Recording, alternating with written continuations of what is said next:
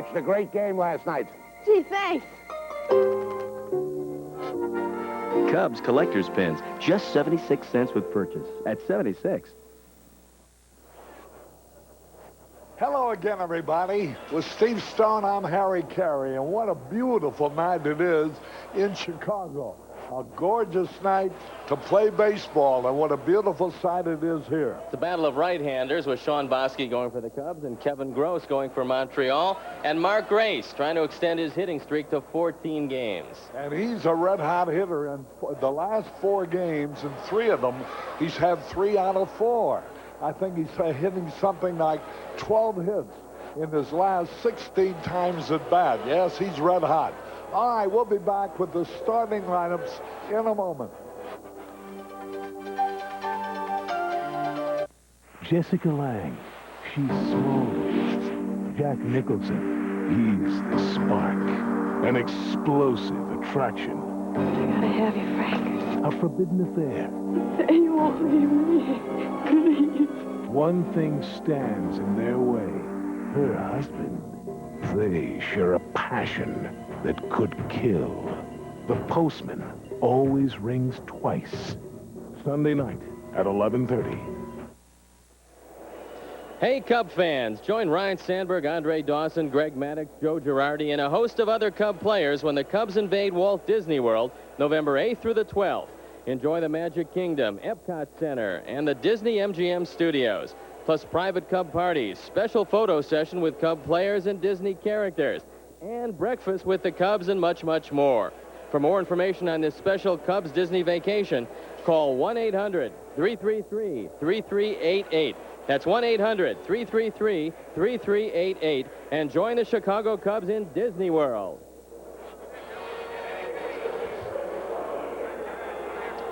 Hello again, everybody. This is Harry Carey with Steve Stone and Tom Brenneman from Wrigley Field.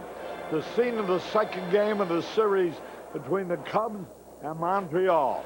And what a gorgeous night. A standing room only crowd. A couple of important games already have been played today. San Francisco edged the Dodgers 2-1. There are only 4 games out of the Western Division lead. Cincinnati is trailing 2-0 in the bottom of the 3rd. St. Louis beat the Mets.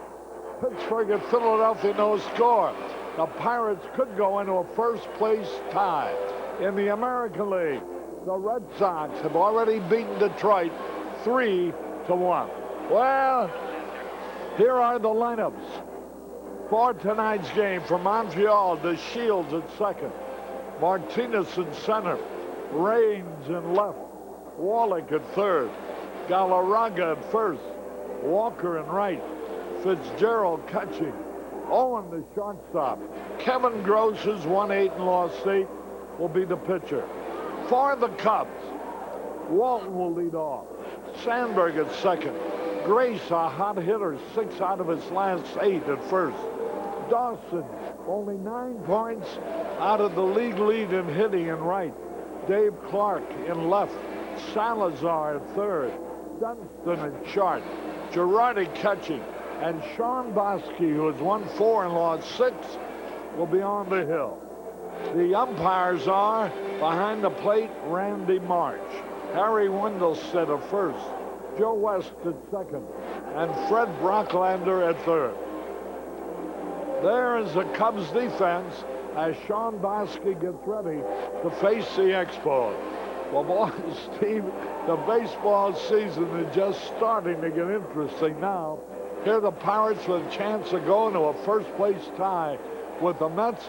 And here's the San Francisco Ball Club. Can you believe it? There were 13.5 games out about 3 weeks ago. They're only 4 back now, and without a doubt, the hottest team in the Western Division.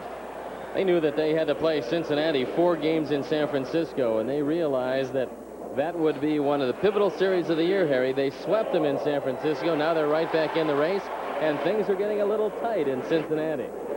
All right, here is Delino DeShields, a 21-year-old second baseman, ready to lead it off. Bosky's first pitch. He bunts it in the air. Girardi coming back. Can't to play it. It's a screen above his He had his glove already under to make the catch, and the ball coming down, hit against the screen. Would have been nice to retire. again. Would have been nice to retire Delano DeShields on a first pitch pop-up. Joe Girardi, not regarding the bricks, Look at that. goes into the screen. 1 strike and nothing. Curveball a little bit inside. 1-1. Look where Salazar's playing. They know how fast this DeShields is. Look how shallow he is. 1-1 pitch. A high, lazy fly ball. Dunston gets out of the way as Dave Clark comes in and makes the catch. 1 out. DeShields is 0 for 4 in the series. Sean Bosky making his 15th Major League start, his 4th against the Expos. He's 1-1 with a 2.57 ERA against them in 3 starts, and faced them in Montreal, where he was brilliant. He went 8 innings, gave up 5 hits, just 2 earned runs. The Cubs lost that ball game on a Tim Raines single in the 10th inning, but Bosky showed that he could handle this lineup. 1 man out. Here's Davey Martinez hitting an even 300 with 9 homers, 24 RBI. He's hit one of his homers against the Cubs. Curveball a little bit low. Boy, Trevor Wilson pitched a 2-hitter against the Dodgers and beat them 2-1.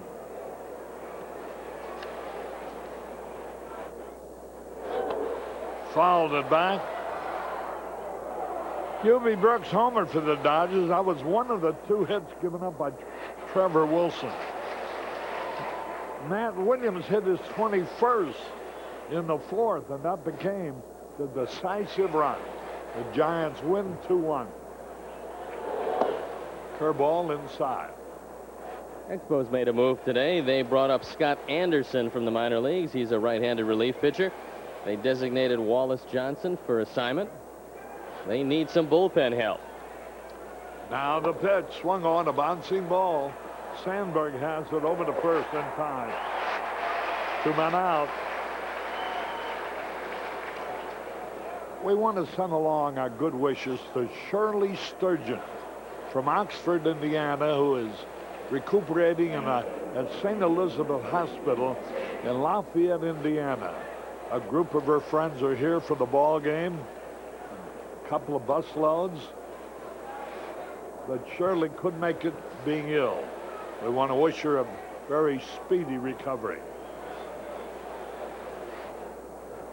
The pitch to Tim Raines over the outside corner, strike call. Raines has 3 home runs. They've all come from the left side. That's his power side, where he's hitting 287, as opposed to 276 from the right side.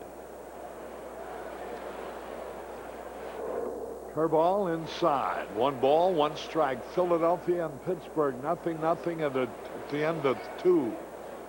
San Diego leading the Reds 2-0 at the end of 3.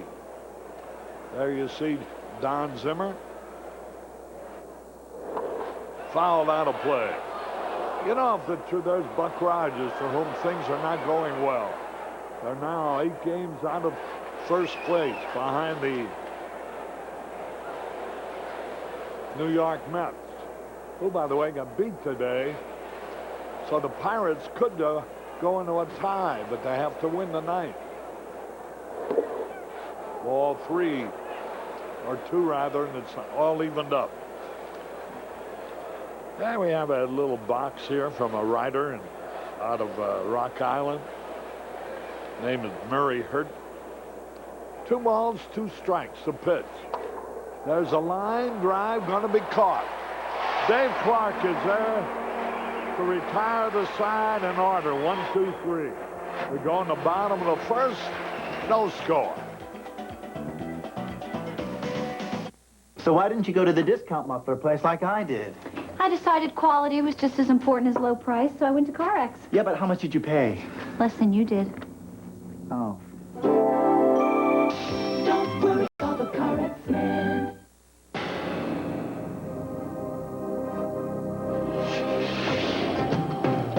There are those who thirst for something different, something beyond the ordinary.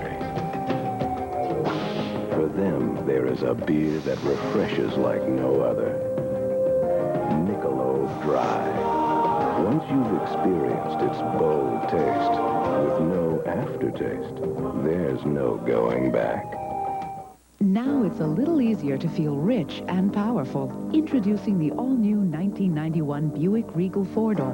Regal is rich with available luxury features you can't even get on a Mercedes-Benz. Regal is powerful with Buick's available 3800 V6 engine with tune-port injection. Best of all, you can drive a 1991 Regal at 1990 prices, which means you can be rich and powerful for under $16,000. Get the facts. Buick is better. The airline that brings you 10 countries across Asia and the Pacific now bridges the Atlantic to Europe. With flights to Frankfurt and to Paris.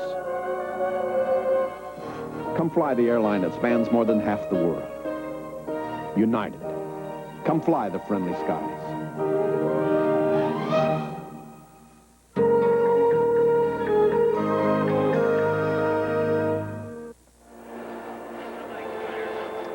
We go into the bottom of the first with no score. Kevin Gross, veteran right-hander, was with the Phillies for a long time, now with Montreal. Here's the defense of the Expos. And a pretty good defense it is, with Kevin Gross trying to find the magic once again. He came off the disabled list on July 20th. He lost to the Cubs here, broke his finger in the process, taking a high-tight fastball in a bunt situation. Since coming off the DL, he's had 3 straight losses. He lost to the Cubs 2-1, although he threw a good ball game in Montreal, going 7 innings. But Mike Harkey outdueled him, although Kevin Gross only gave up 3 hits. That writer I mentioned, in the middle of his column, it's titled, "It's None of My Business But." He writes kind of a cute thing. In Galesburg, Sandburg Village is a shopping center named after locally born poet-author Carl Sandburg, who dubbed Chicago the city of the big shoulders.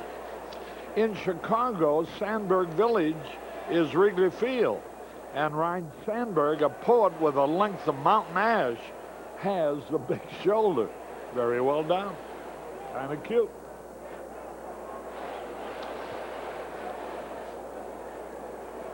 Walton. Curveball in there, a strike call. Gross, a veteran, 29 years old.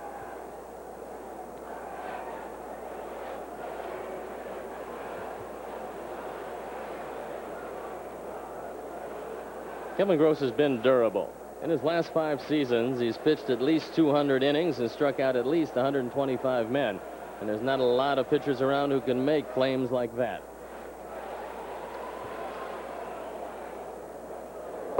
The pitch is over the outside corner. Curve call, strike call. His best year was 1985 when he won 15, lost 13. Kevin Gross. High fastball out of Downey, California. He went from 15 victories to 12 to 9 to 12 to 11. And he was traded to Montreal in '88.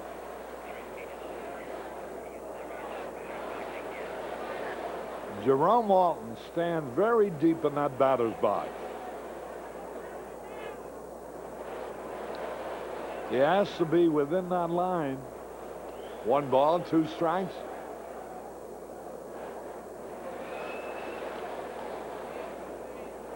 Gross, a deliberate worker. Now, Jerome Walton says, well, if you're going to take your time, I can too. So he steps out of the box and digs a hole again. 1 ball, 2 strikes.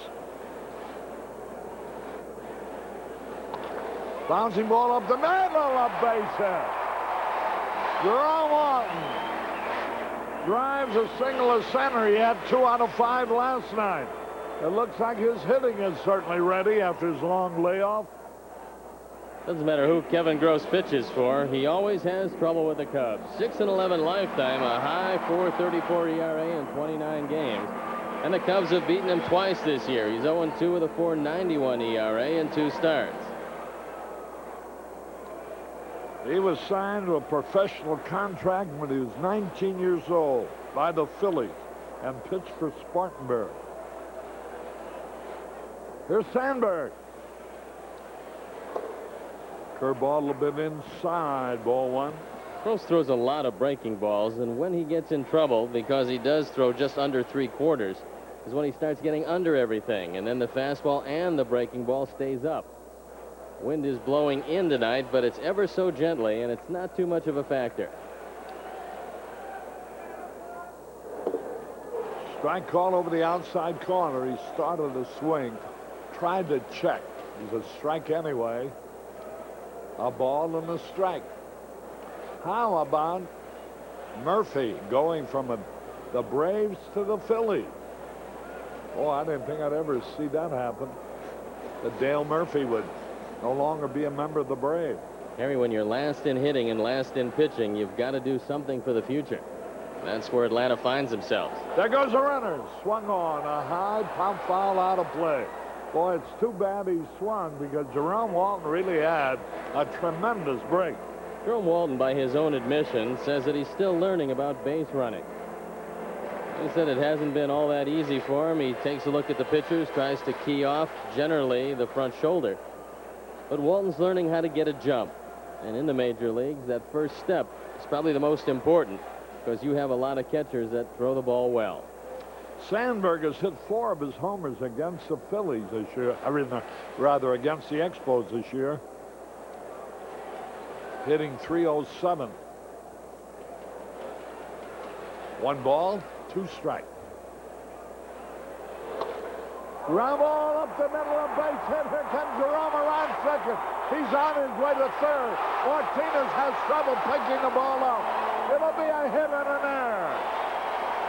Be only the second error of the year for Dave Martinez. He would have had trouble throwing out Jerome Walton at third base, but when Martinez kicked the ball, Ryan Sandberg took advantage of it. As you see it go between the legs of Kevin Gross, watch what Martinez does. He comes in, boots the ball, boots it a couple of times. The World Sandberg Cup in at second. The World Cup won't be played here for about 4 years. Runners are at second and third, an air charge to Martinez. A solid single for Sandberg. It went right through the wicket. The wicket being formed by Kevin Gross's legs. Grace is 3 for 6 this year against Gross, so he's hit him pretty well.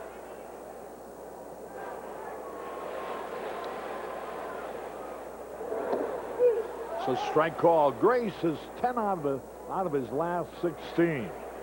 He's 6 out of his last 8.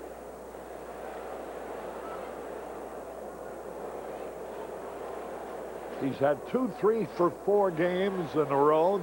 You have a 1 for 4 in between and 3 for 4 a third game. That's how you get to 10 out of 16. Curveball inside, and the count is evened up. Expos will concede the run if it's hit to anybody but Wallach or Gross. There's a picture from a high right field camera. What is it, on the roof? The roofs are well occupied again. 1 ball, 1 strike. Grace has driven in 38 runs. Takes a look at ball too low. Curveball. There are the rooftops. Good friends, lively conversation, and Budweiser. 2 balls and a strike. It's a good throwing outfield for Montreal, especially Walker in right field. Line drive, base hit, extra bases. 2 runs are in. And Grace now changes his mind as Larry Walker has a great throwing arm. It is not an extra base hit. It's a 2-run single to right field, almost down the line. It looked like Grace could have made second, but Larry Walker has such a sensational arm. Watch this play by Walker as Mark Grace drives in 39 and 40 in the RBI department. Walker turns around and fires a strike to second base, holding Grace at first. And Mark Grace now has a 14-game hitting streak. His season high, 15 games, as the Cubs go up by 2. And that's what happened yesterday. He drove in 2 in the first inning with a double to right center. Here's a ground ball up the middle. A tough play, but they get Andre Dawson.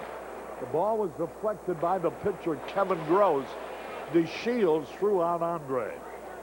But Grace moves along into scoring position.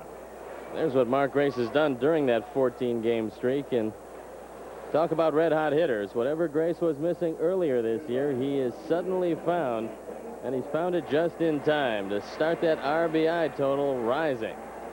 With Walton at third and Sandberg at first yesterday, he doubled to right. Center scoring both of them. With them at second and third today, he lined a single right to score both of them. Here now is Dave Clark. 40 RBIs now for Mark Grace.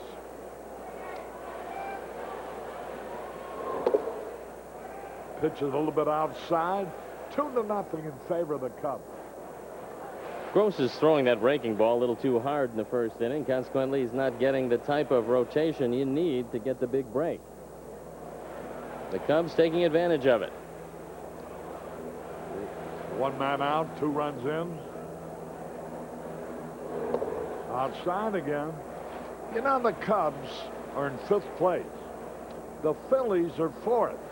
Only 3 games ahead of the Cubs. Montreal is 3rd. Only 6 games ahead of the Cubs.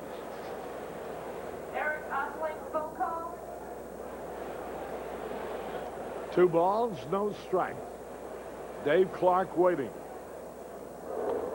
Swings, had a good cut, and he fouls it back. Dave Clark says the reason he's hitting the ball a whole lot better is the fact that he's getting a few more chances to hit it. He's playing most every day, and he said he's made an alteration. He's opened his stance slightly, and he thinks he's able to see the ball a little better. He's shown a very lively bat, and he's shown the ability to hit the ball all over. He's driven the ball out in left center and right center.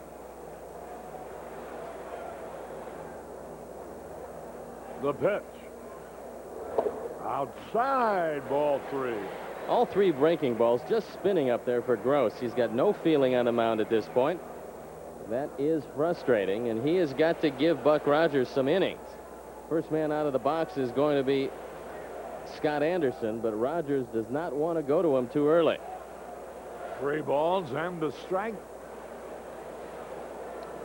Kansas City scored 4 in the second at Baltimore.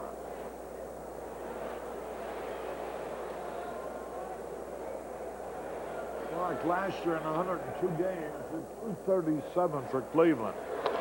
A high pop foul. Will it stay in play? Nope. It's going to be out of play. They'll get another chance. 3-2 to count.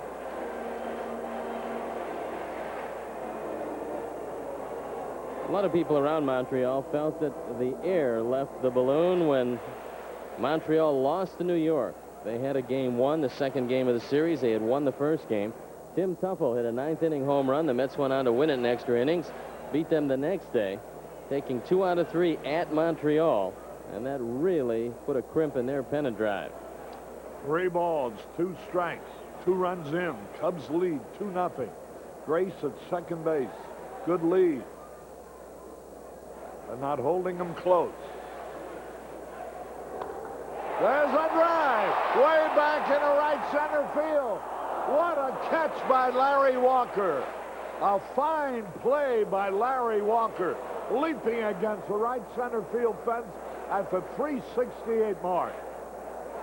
Boy, a fine play. Walker showing that he can do it defensively as another breaking ball hangs up over the plate.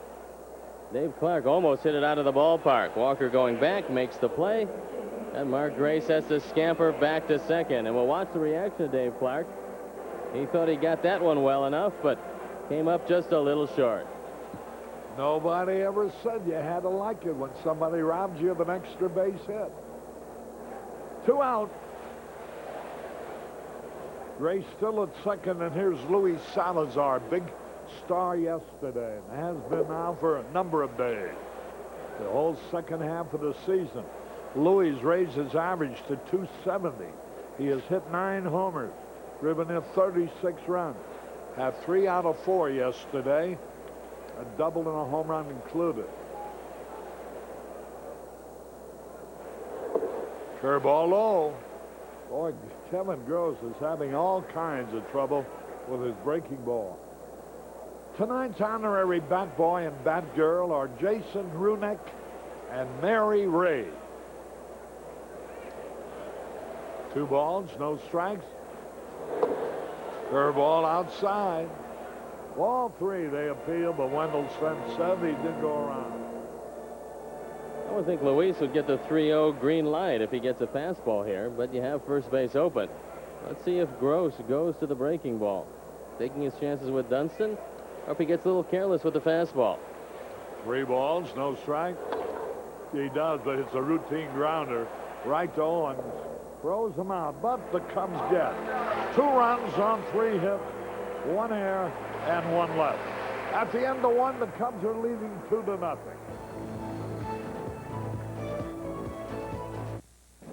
Yes, persistence pays off. Okay, dinner, catered lobster, plants. Women love men with plants. Hungarian violinists. Where will I find Hungarian violinists?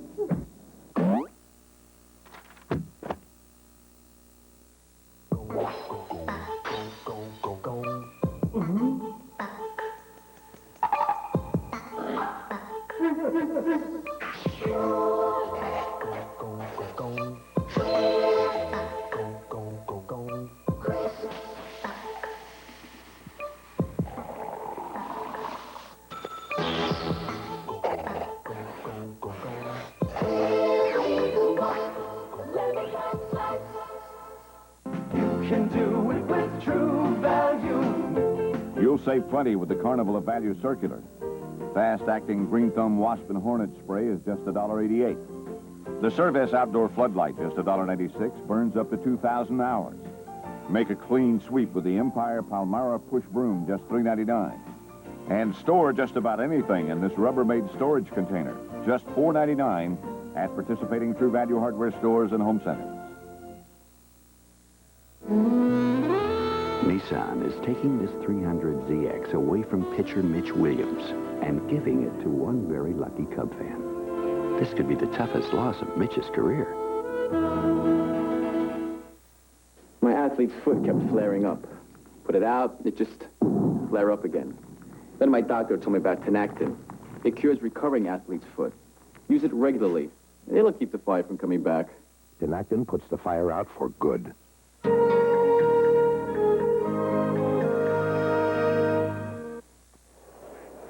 Harry Carey back at the ballpark. There's Ginny Borowski, our good friend of American Airlines. From your left, she's a 3rd person over in the 2nd row. I think she's with her husband there and other friends. Ginny does a great job. My daughter works for American Airlines, and I think she's working under Ginny. So maybe the plug will kind of get her a little break in an assignment. 1 strike and nothing. Tim Wallach. Hey, fair ball over the 3rd base bag. Boy, that ball wasn't hit, but it had eyes. He hit it off his fist, and it's a double for Wallach. League-leading 29th double for Tim Wallach as Bosky shatters the bat of Wallach. Wallach, who's not a full hitter these days, swings at a fastball out of the strike zone and drives it by Luis Salazar. You don't expect Wallach to go down the line, but down the line he went. And he's in scoring position. Hey, welcome to 7-year-old Adam Cole, who came all the way from Brentwood, Tennessee, to see the ball game. Man on second. And here's Galarraga. Galarraga, boy, oh boy, he has fanned 107 times already. But he's got power. A hot smash right at Salazar. Throws the first for the out. 1 away. Best wishes on a speedy recovery to Joseph Catrombone, recovering at Loyola Medical Hospital. You've got to throw Galarraga inside. That's where everyone in the National League goes. He doesn't hit this ball very hard, and it's right at Luis. 1 man out, 1 man on. And here is Larry Walker. He's hit 2 home runs against the Cubs. He has a total of 12. A bouncing foul. Congratulations to Chris and Chuck Foster, proud parents of a baby son today.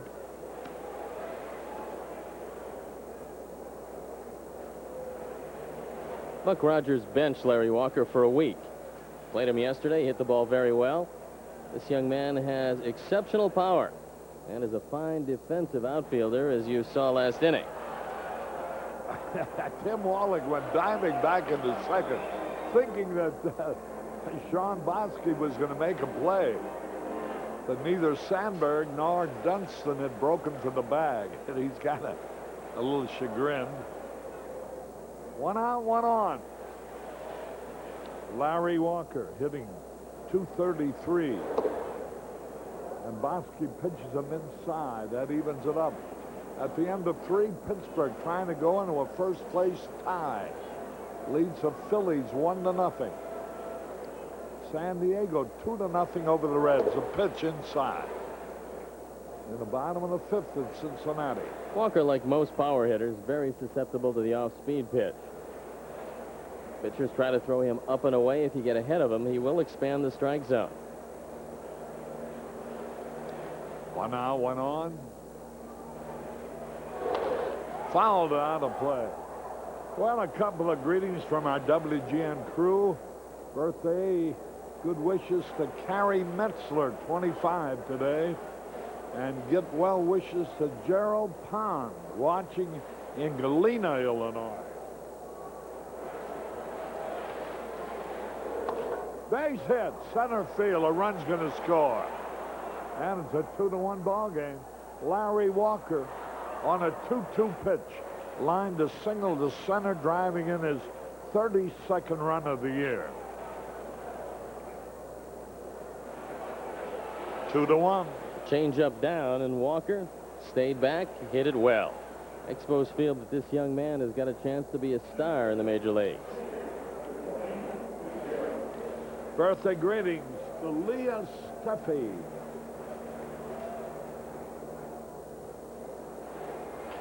Two to 1. And here's Mike Fitzgerald. Curveball outside. Fitzgerald has hit pretty well against the Cubs. A .286 batting average. He's hitting .234 for the year with 7 home runs.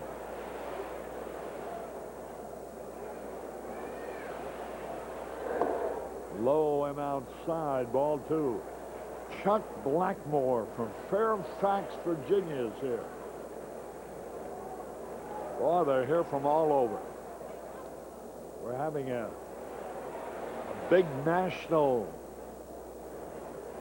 lawyers convention here. The pitch. There's a strike call. Fitzgerald runs pretty well. In fact, so well that he started 5 times in right field, once in left field. And he's stolen 7 bases this year, including 3 in 1 game against the Astros. We have some people here from Las Vegas who used to live in Chicago. Tony Allen, Butch Palladino. Throw to first, runner back.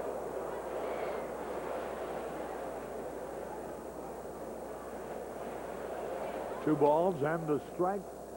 Walker's stolen 11 bases. He's been caught just 4 times. The Expos have stolen 155 bases, but they've been caught a whopping total of 67, leading the league in both departments. How about what they've done against their catchers? They've stolen 120 bases.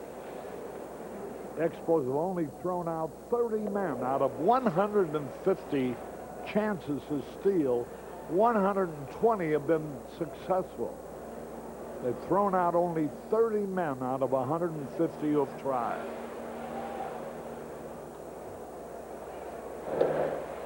Quick throw. Richard and Jean Batchelor from Barrington are here.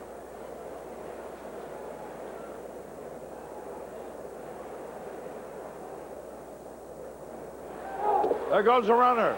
There's a bag of bad throw, and the runner is safe.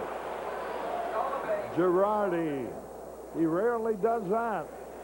He got the ball away quickly enough, it seemed. A little tough pitch to handle, but he threw it to the third base side of the bag. Stolen base number 12. A late slide by Larry Walker. This is a good way to break your ankle as you see him almost jump into the bag. You've got to decide to slide early. Watch this. He just dives in. Like he's not spending time on the disabled list with that slide. 2-2 pitch popped up. Coming in, Jerome Walton. He has it. 2 away. And that brings up Spike Owen, hitting .237, switch hitter. He's hitting only .103 against the Cubs pitching this year, but he has hit 1 out of his 5 homers against the Cubs. His 5 homers, 26 RBI. Big group here from Sacred Heart Parish in Melrose Park, Illinois. Now the delivery. Inside.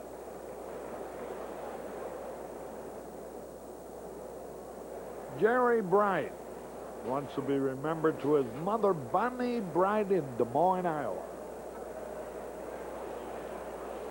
There goes a runner. And he's going to steal third. Walker. Nobody was watching him, including the pitcher. He had such a big lead that Girardi didn't even throw the ball. Luis Salazar never got to third base. They might have had a shot at him, but there's nobody at third. You can't throw it to Fred Brocklander. He's not going to make the catch. And you can see Salazar not in your picture. So Luis didn't cover. That's a tying run at third. Pitch into the dirt, 2 balls and the strike. The Center Leads from Moreno Valley, California. Great Cub fans here tonight. 2 balls and the strike. Strike call. Good fastball. This is the weak side for Spike Owen, where he's hitting just .212 as a left-hand hitter. Birthday wishes his 6-year-old Sarah Denny, a Mundaline. 2-2 pitch. Just missed inside. 3-2. Kevin Gross, the pitcher, who's next, is a pretty good hitting pitcher.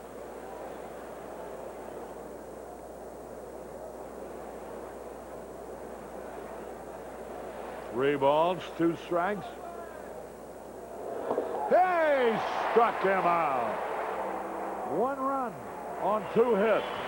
We go in the bottom of the second, 2-1 in favor of the Cubs.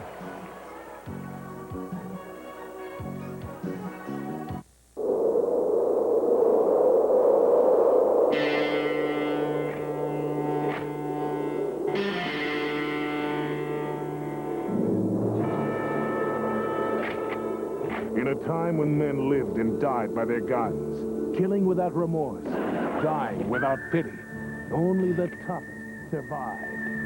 Clint Eastwood, A Fistful of Dollars. Monday night at 11:30 on Channel 9.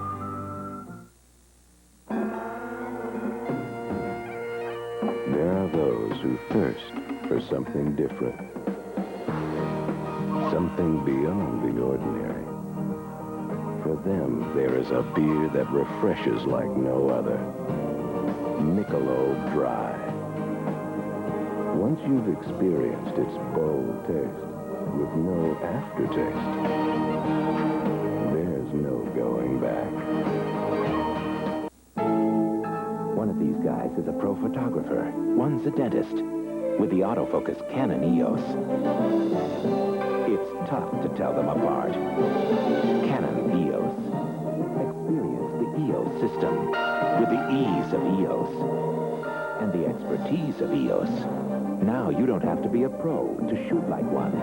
Autofocus Canon EOS. So advanced, it's easy to shoot like a pro. By the way, Doc, Could you look at this tooth? Bowl like a pro in these Brunswick bowling shoes for men and women, only $29.96. Sportmark guarantees Brunswick for less. Sportmark, all the way you play. At Meineke, your bill won't go up just because your car does, thanks to our free undercar inspection. So bring your car to Meineke. We'll give you a lift without taking you for a ride. Harry Carey and Steve Stone. We go on to the bottom of the second. There's a youngster enjoying himself here tonight. The Wacker family from Wichita, Kansas is also here. Here's Dunston to lead it off. Birthday greetings to Ryan Michael Dwyer, 3 years old tonight.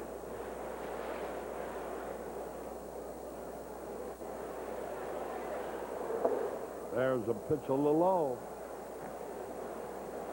Birthday greetings also to Bernie Hildorfer from New York.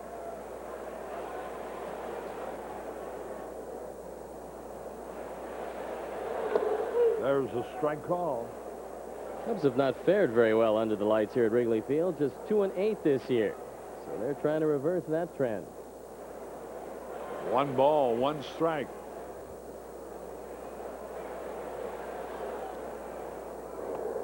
Fouled it back. Get well wishes of Sam Auerbach, who is at Rush North Shore Hospital in Skokie.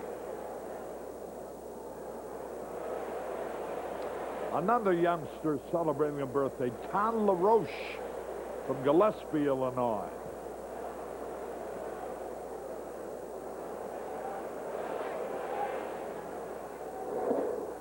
Outside. Here's some Cub fans and Budmen from Bloomington, Minnesota. Scott Bueller, Jeff Catham, and Mark Widers.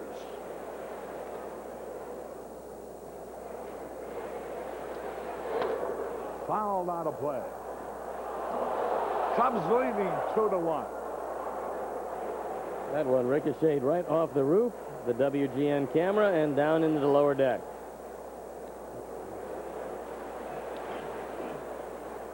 There's Hal McRae, a former great star with the Kansas City Royals, now the batting coach of the Expos. There's a hit. And Dunston lines a single to right field. And he's on. And that brings up Joe Girardi. Where's the Shawnometer? What, no Shawnometer tonight? I guess they haven't figured it out yet. There it is, 293 and rising.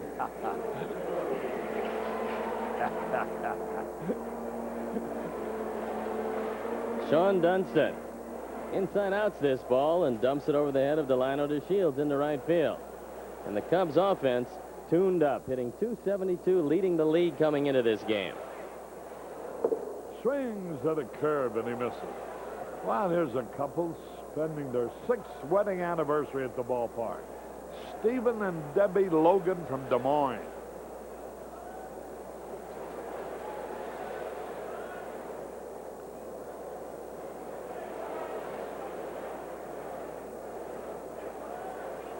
A throw to runner back. Birthday greetings to Landy Pinder of Calumet Park. Dunston with 11 stolen bases. He's been caught 4 times.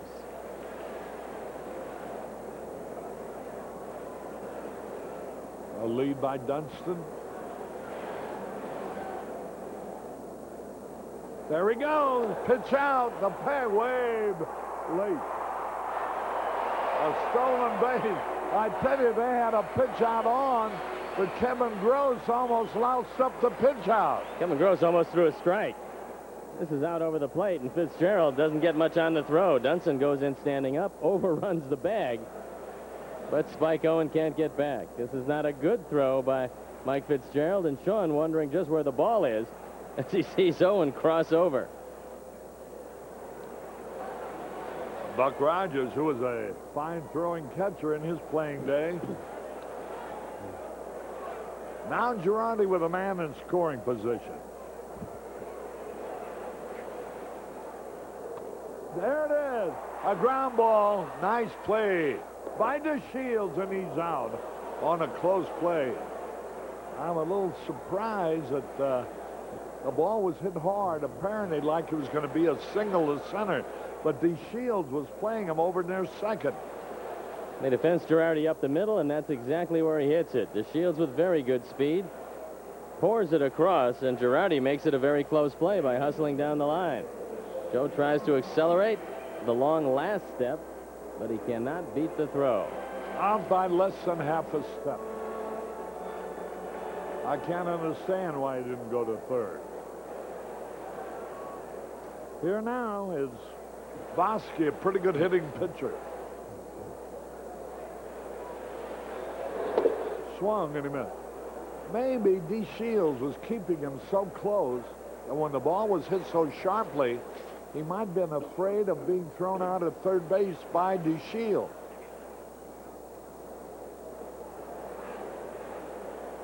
Mike and Patty Brosmer here from Jasper, Indiana.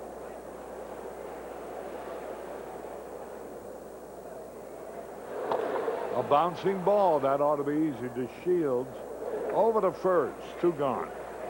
And now Dunston is at third base with 2 away.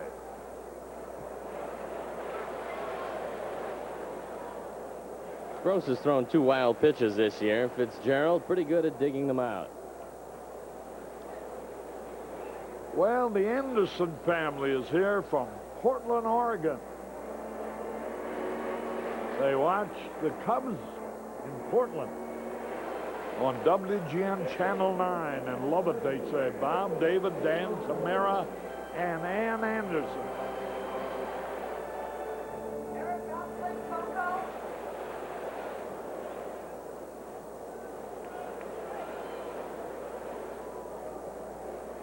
Jerome Alden, 2 out of 5 last night, singled his first time and scored tonight.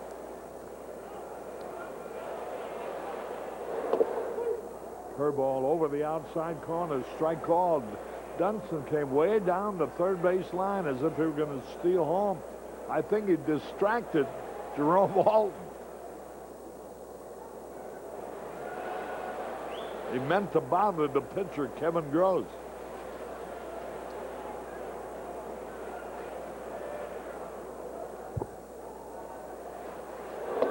High fastball. There's a guy with a name like John Murphy visiting from Lima, Peru, South America. Those Irish get everywhere. 1 ball, 1 strike. A bouncing ball, that'll end the inning. And Wallach to Galarraga takes care of Walt. 1 hit, 1 left. At the end of 2, 2-1, favor of the Cubs. The mob wants him dead. The cops want him stopped. Clint Eastwood, The Gauntlet, tonight at 10:30.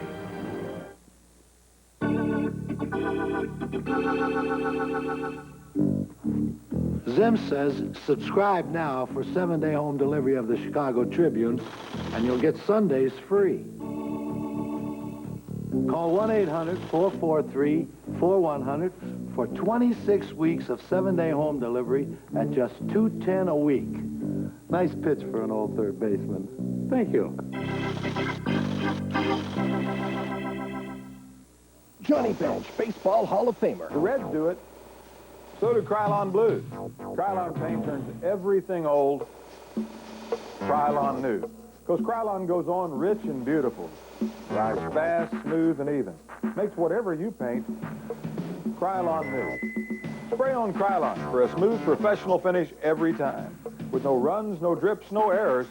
Now that's Krylon new. Krylon. While some savings institutions were investing in pork bellies, Savings of America invested in Tom and Sharon Morrissey. While others invested in junk bonds, we invested in the Carruthers. When banks put their money in foreign countries, we put our faith in Pam Gilbert. As America's largest, Savings of America makes home loans for one simple reason. We know a good investment when we see one. A participating advertiser in Cubs baseball is United Airlines, the official airline of the Chicago Cubs and the moving force behind Chicago's business. Tonight's designated butt batter is Martin Keene from Oak Lawn, Illinois. If any Cubs player hits a home run during the 7th inning, the designated butt batter earns $100 immediately and shares in a $10,000 bonus pool given out at the end of the season. If no home run is hit during the 7th inning, but a Cubs player reaches base, the designated butt batter will receive a Budweiser jacket and baseball cap. So, if you're 21 or older, you can send your name, address, and telephone number to Bud Batter's Box, Post Office Box 12208, St. Louis, Missouri, zip 63157. So congratulations to Martin Keene, and good luck to the rest of you. Gross has 7 total hits with 14 total bases, with 4 doubles and a home run to go with 4 RBIs, so he can swing the bat.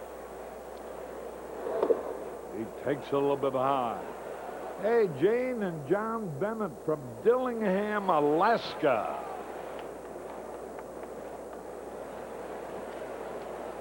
Bill, there's a pitch swung on, foul. Was that Bill Peterson, the actor?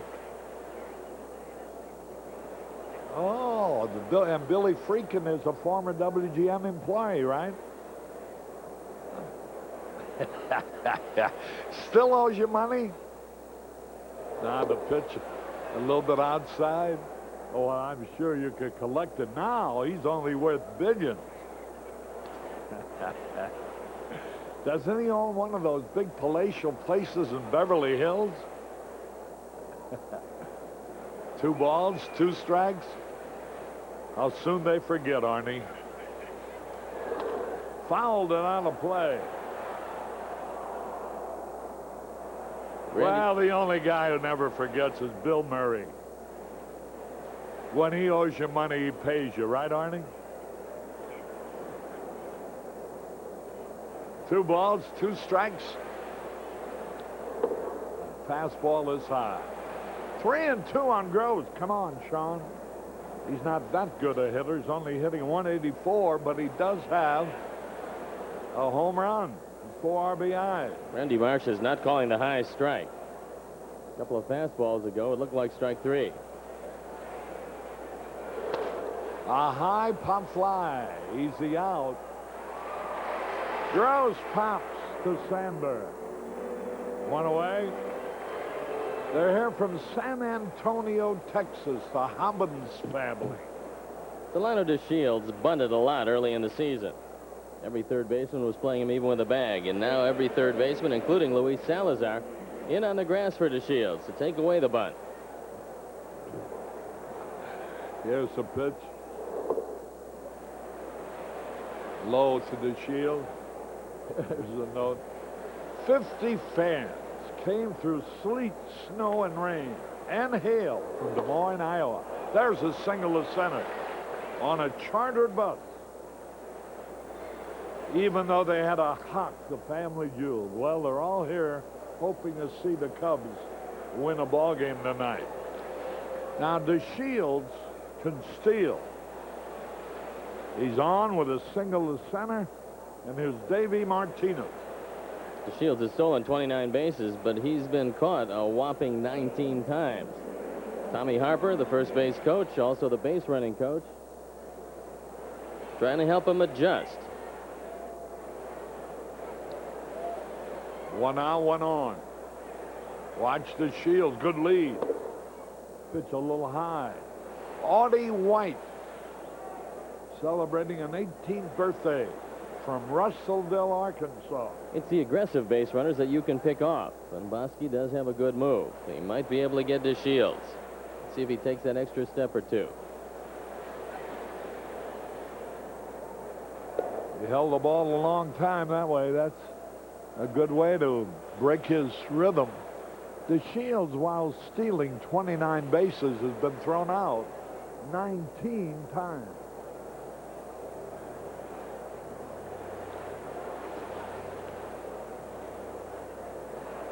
Again. Whoa, pretty close.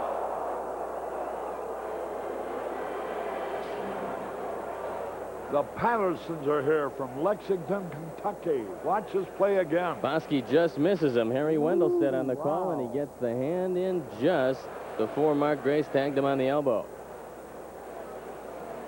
Boy, he just had him leaning the wrong way. 1 ball, no strikes.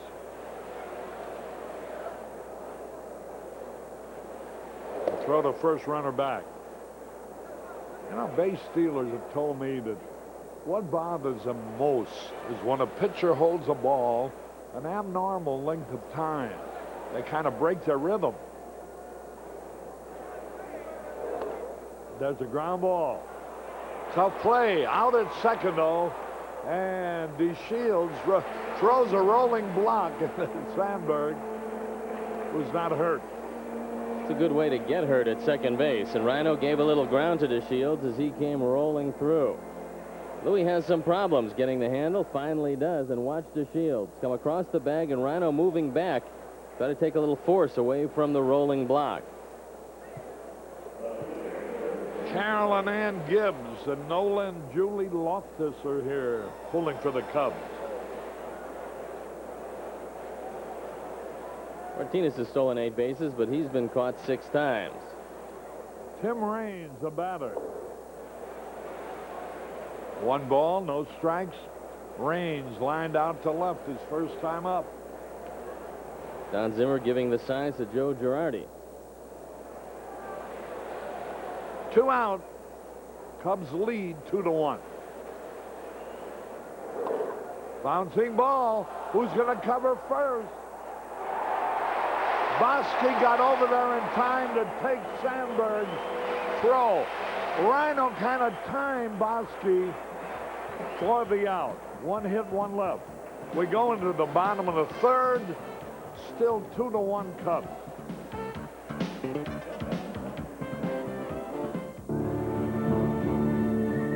Clint Eastwood, A Fistful of Dollars.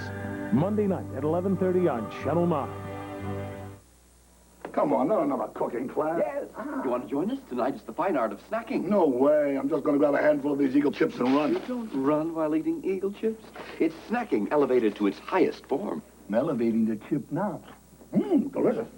Oh, I got to have some of those Eagle honey roast nuts. Ah, the sweet crunchiness. Why don't you stay for class? I'm delirious. I better take some for later. Gotta go. Hi. We're here. Hi. When does class begin? Eagle snacks. Everyone loves them. If I had a Nissan 240SX, it'd be a red coupe. Wait, a silver fastback. And I'd go for a spin up Route 7. The twisty part. Just me and Astro. No, Amy. Heck, Christy Brinkley. Wow! Yeah, me and Christy. In my silver, no, red 240SX. Driving into the sunset.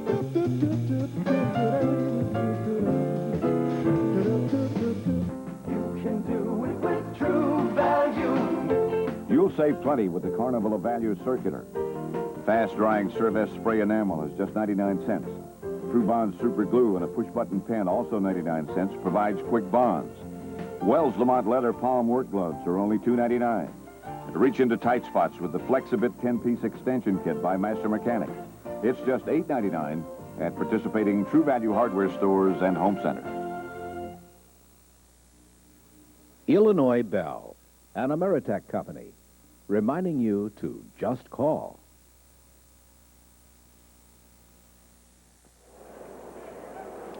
Harry Carey at Wrigley Field. The Cubs still out in front 2-1. Here's Ryan Sandberg to lead it off. Jeff Mollendorf, a little youngster, celebrating his 12th birthday here today. Let's pause for identification. This is WGN-TV, America's #1 sports station. Sandberg single to center in the first, setting up the 2 men in scoring position for Mark Grace to drive home, which he did. There's a drive, base hit. Sandberg lines at south, and then the ball gets away from Raines. And that's a second error by a Expos outfielder. 5th error of the year for Raines. This has not been an intense series for Tim Raines. He played very well against the Cubs in Montreal. But in this series, a little lackadaisical, especially on this play. Reaches down, has the ball eat him up, and Rhino in scoring position. So the Expos, usually glue-fingered, with the second-best defense in the league, having some problems in this series. Greg Smith and his wife Cindy, they're from Clarksville, Tennessee, here for the American Bar Association convention. They want their little nephew, Eli Moore. There's a blooper in the center field. Is it caught or not? They claim it's caught, and that's why Sandberg is not double up. He waited until he saw the motion of the umpire. Good piece of base running by Ryne Sandberg. Fine play by Dave Martinez. This looked like a little looper to center, and Martinez got a good jump on this ball. Comes on to make the play, and Fred Brocklander went out to make the call. We'll take a look at it one more time. See if Dave Martinez gets the glove under the ball. He comes on after the long run, extends himself, and makes the catch. And a fine play by Dave Martinez. Well, that's a tough play for the base runner. If he runs before he sees a signal, he's doubled up. And it was a delayed signal by Fred Brocklander because he had to wait to see whether he had the ball or not, because he had to dive for it. Here's Andre Dawson. Bounced out his first time. Looking for his 65th RBI.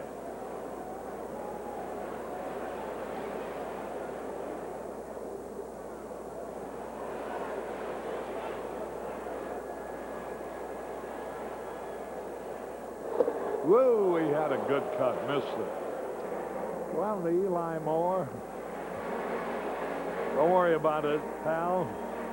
Your uncle and aunt are going to bring you some souvenirs from Wrigley Field.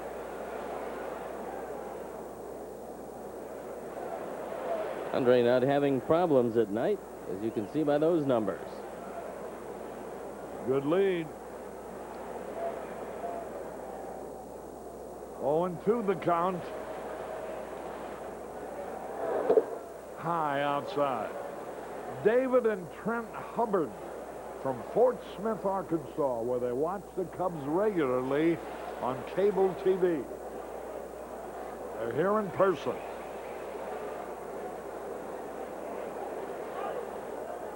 One ball, 2 strikes.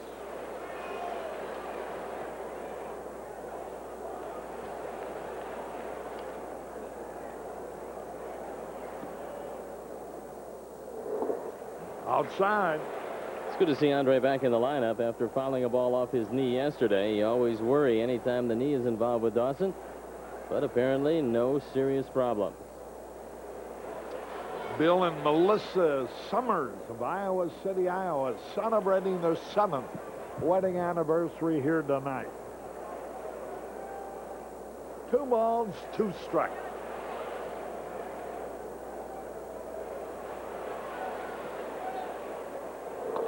Ground ball. Owen, they only play first base. 2 out. Sandberg's at third. The Cubs stranded a runner at third. Dunston in the second.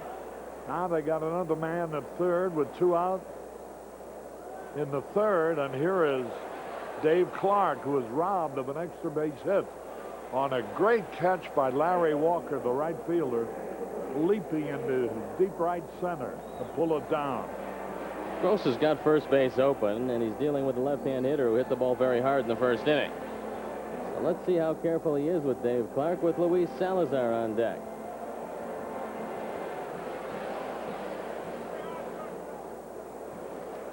Two outs, 2-1 in favor of the Cubs. Pittsburgh leading in Philadelphia 1-0, bottom of the 6th. Swung, and he fouled it back. Yeah, that's Drabek, Doug Drabek.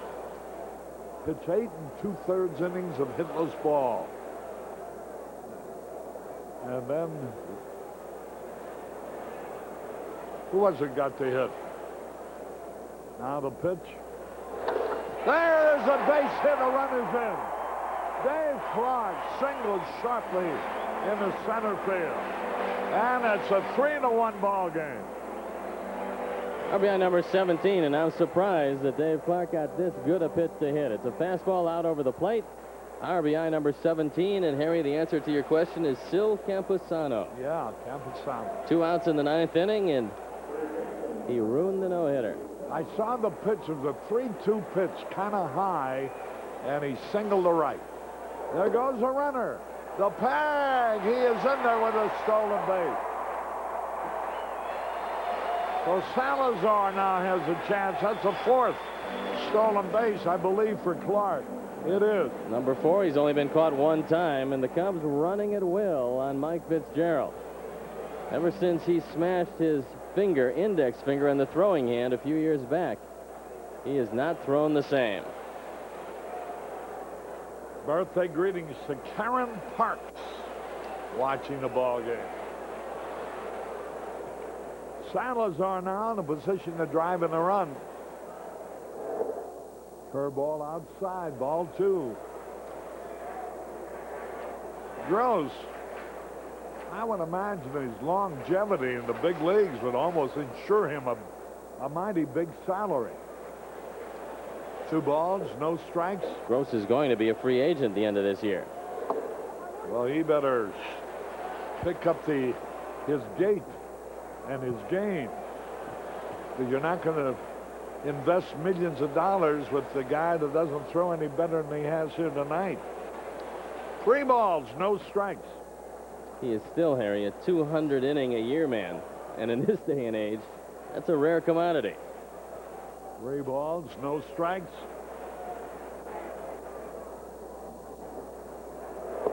There's a strike call.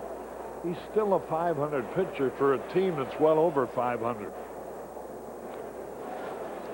Well, 5 games is well over 500.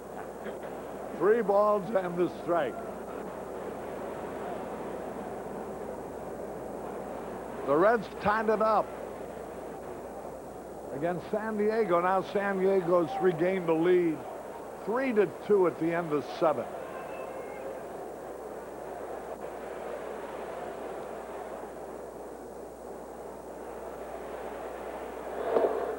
Ball, he walked him. And here's Dunston with runners at first and second.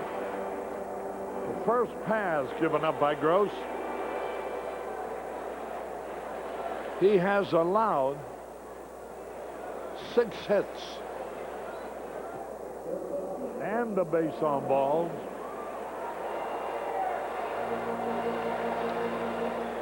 We're only in the 3rd. Dunston, who singled his last time, 3-1 favor the Chicago Cubs. Curveball in there. Occasionally Dunston will do that. He'll duck out of the way of a breaking ball, setting up the pitcher, because that's really the pitch he wants to hit. So you duck out of the way and show the pitcher that you might not want that pitch, and next time he throws it, you drive the ball into left field.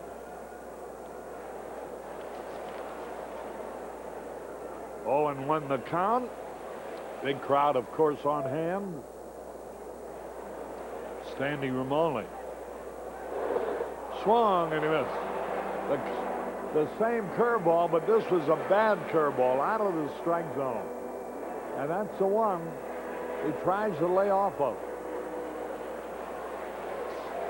Everybody says that Dunston is a good curveball hitter when it's a curveball for a strike. 0-2 the count.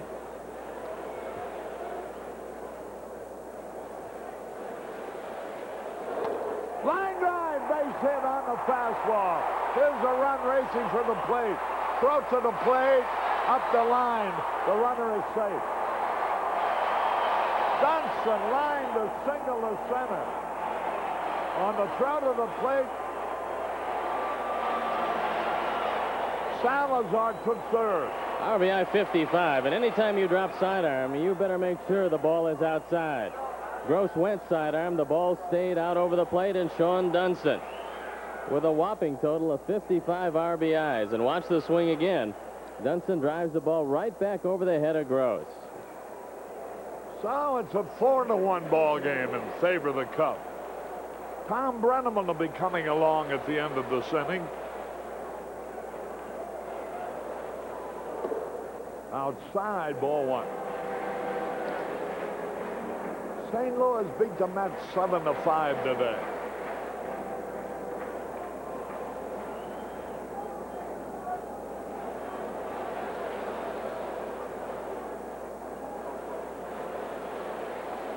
Girardi takes a strike over the outside corner, a breaking ball. 1 ball, 1 strike. Kevin Gross, only 29 years old. He's been around quite a while.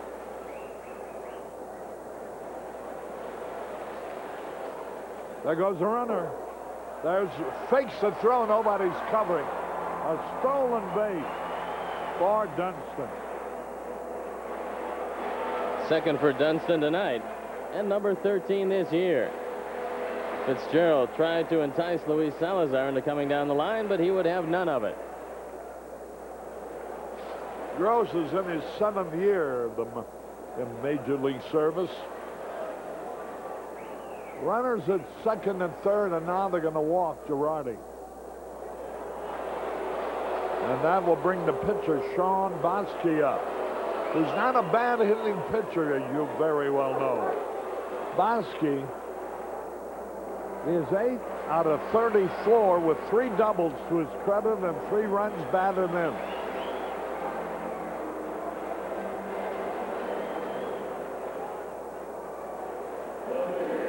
Four to 1 in favor of the Cubs.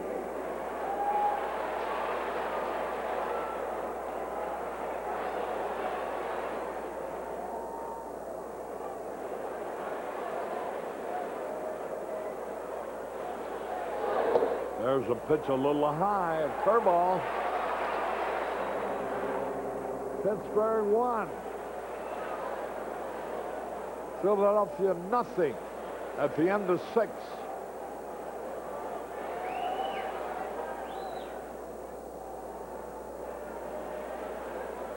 Bases are loaded. There's a strike call. 1 ball, 1 strike. Bosky out of Reno, Nevada.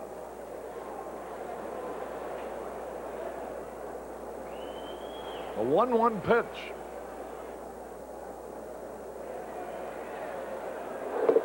Ball too low. 2 balls and a strike.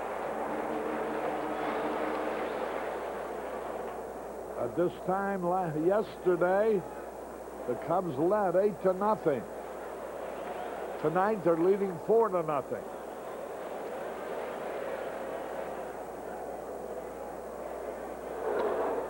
Popped it up. And Wallach will make the catch. And so the bases are left loaded, but 2 runs score. Harry Carey from Wrigley Field, where at the end of 3, the Cubs are out in front 4-1.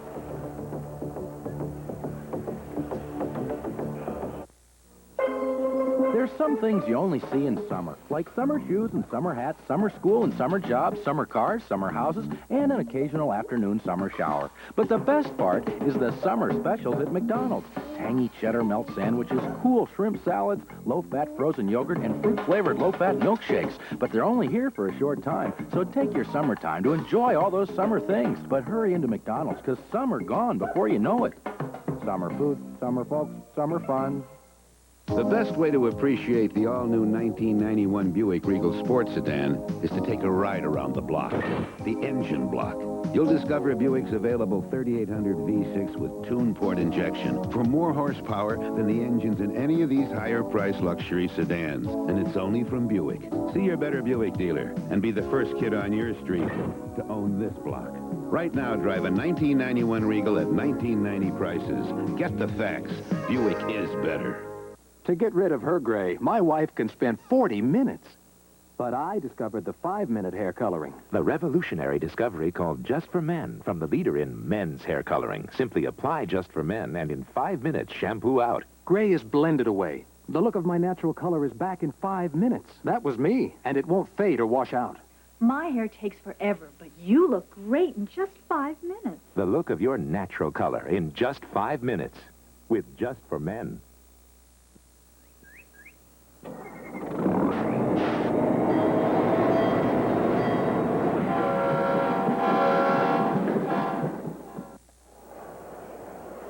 With our producer-director Arnie Harris and Steve Stone, Tom Brenneman back at Wrigley Field. We're under the lights in Chicago, and the Cubs again getting started against the Montreal Expos right-hander Kevin Gross in the early going like they did yesterday against Gardner. The Cubs have not played very well here at night, just 2-8, but tonight a different story is the offense is tuned up, and Tom, they're hitting the ball all over. That they are, and Mark Grace continues to swing as hot a bat as anybody in baseball, extended his hitting streak with a 2-run single in the first inning to 14 games. First pitch ripped into left field by Tim Wallach. And for the second time, Wallach is aboard. He doubled and scored the lone Montreal run in the second inning. Shawon has surrendered now 4 base hits, half of them to Wallach. Year after year, Tim Wallach among the league leaders offensively at third base. You don't hear a lot about him, basically because he plays in Montreal, which is not a media center. But Wallach, a tough guy who plays most every day, plays through injuries, and has the respect of everybody associated with the Montreal Expos. That'll bring up Andres Galarraga, who bounced to third in the second inning. Galarraga's had a tough time against Cubs pitching this season. Only 5 hits and 40 at-bats. And Bosque in there with a strike. You have to wonder how much effect Galarraga has had from Bosque busting him inside a number of times in the early series, the first series actually, at Olympic Stadium this season. Few words exchanged between the two. I think Andres realized at this point that everybody's going inside. Again, Bosque does so, and he's ahead in the count, 0-2. He's grounded into 10 double plays this year, and Andres Galarraga leads the Expos in that dubious department. Expos 8 games out of first place, the furthest they have been behind the leader this entire season. And in a crucial 19-game stretch against the East, only 4-7. 1 ball and 2 strikes now to Galarraga. Last year, Andres tried to change his stroke around. But when Hal McRae came over this year, he told Andres to go back to the way he hit the ball when he hit back-to-back 305 and 302. Pulls this one to third. Salazar, Sandberg, Grace, and that's a double play. First turned on the night by the Cubs defense. 2 down now in the 4th inning. Stay inside on Galarraga, and it becomes a 5-4-3. And Andres, for the 11th time this year, an easy double play target. Fine throw by Salazar to Sandberg, and Wallach can't get a piece of Sandberg. So he gets the throw off with nobody bothering him. Coming right at you from our right field camera. You can see the play made easily. So here's Larry Walker. Singled, stole second, stole third. He knocked in Wallach, but was stranded at third base. Walker in yesterday's ball game, 2 for 3 with a home run and 3 runs batted in. Waves through that offering. 1 ball and 1 strike. Walker with 12 home runs this season. The Montreal club record by a rookie is Andre Dawson's. Back in '77, the Hawk hit 19. 2-1. So if Walker could get going, he might make a run at that record.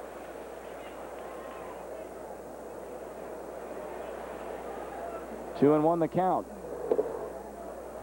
Now 3 balls and a strike. Dave Dombrowski, before the game, mentioned that Larry Walker might have benefited from 1 more year of AAA.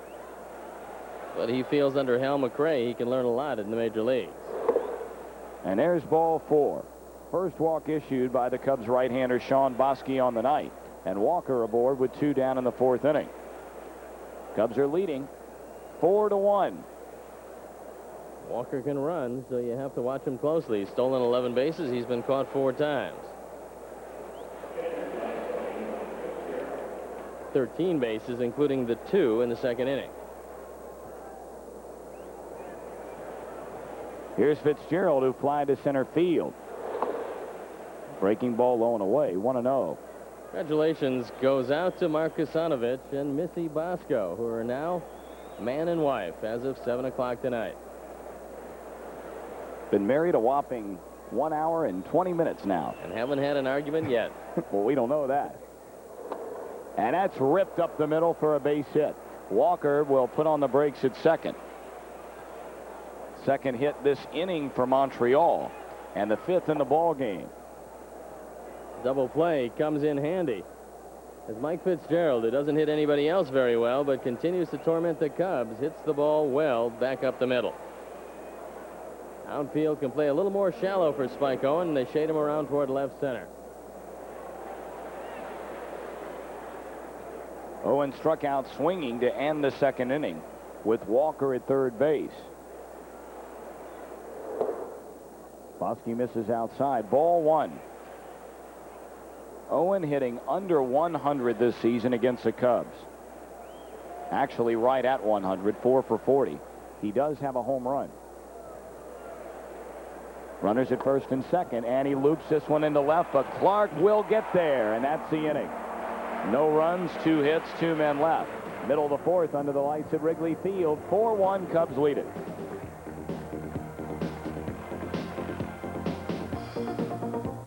Arby's asks, what's the perfect double-decker? Is it the roast beef deluxe, the beef and the Swiss, or the bacon and cheddar?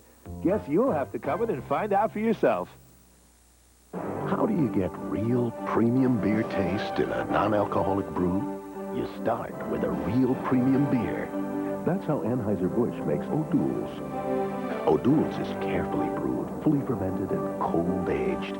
Then the alcohol is naturally removed, retaining all the great taste. So how do you get real premium beer taste in a non-alcoholic brew? Ask for an ice-cold O'Doul's. O'Doul's, the taste will win you over.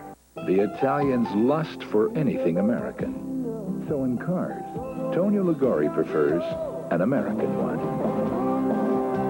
And of all the ways to a woman's heart, he chooses the American way. Cool, clean, Old Spice. Number 1 in America. Number 1 in the world. Only one shave cream in the world helps give a shave so close, with a scent so clean. Old Spice. Spondulix. It's the green stuff in fruitcakes. No, it's the study of sponges. Spondulix, happy cabbage, legal tender. Simply put, it means money. Hence the name of the Illinois Lottery's new instant game. You could win $2 million. That's a lot of Spondulix. Oh, great! Got a big thing. Oh, Spondulix. Ask for it by name. Savings of America, America's largest savings institution.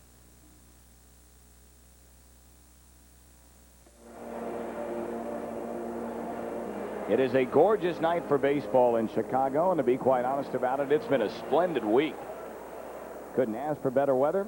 And the Cubs so far with a couple in the first, 2 more in the third, leading Montreal 4-1 as we start the bottom half of the 4th inning.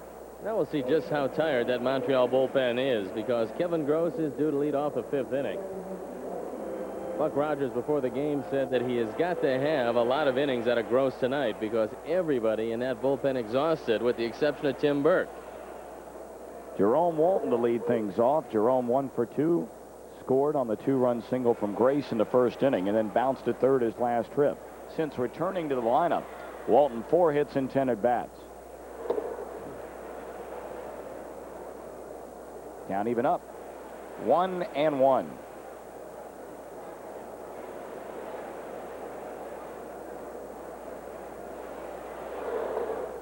Slow breaking ball misses low and away. 2 balls, 1 strike. Wallach tucked in a little bit over at third.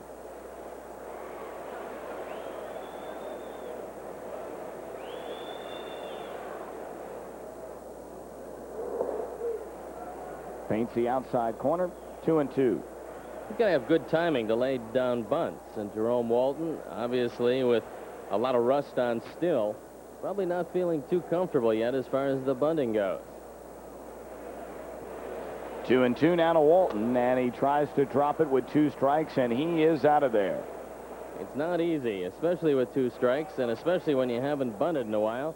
So Jerome Walton, who has been swinging the bat fairly well, decides to pull a surprise party on Tim Wallach. It doesn't work. He's a strikeout victim. Now, why in the world would he try to lay down a bunt with 2 strikes after he hasn't even shown bunt earlier in the count? He knew if he got it down, it'd be a base hit. But that's the most difficult of circumstances to bunt. And you saw the result.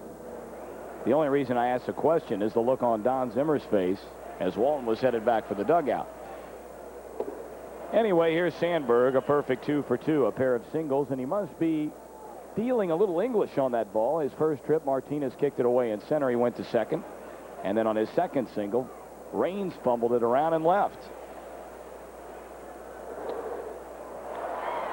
This one will drop into the seats, and the count is 1 ball and 1 strike to Ryne Sandberg. Rhino showing some signs of coming out of it. Had a couple of hits yesterday, including a double. But the good sign for him was in the 3rd inning. When he got a high fastball on the first pitch, he turned on it, drove it in the left. And when Rhino is swinging the bat well, he'll hit that pitch with authority. Dennis Martinez with Junior Novoa talking it over. Probably talking about the fish he caught today. Maybe. Maybe not. 1-1 now to Sandberg. Holds back on that slider. 2-1. Cubs have played good baseball since the All-Star break, winning 13 of 18, including 9 of their last 11 here at Wrigley Field.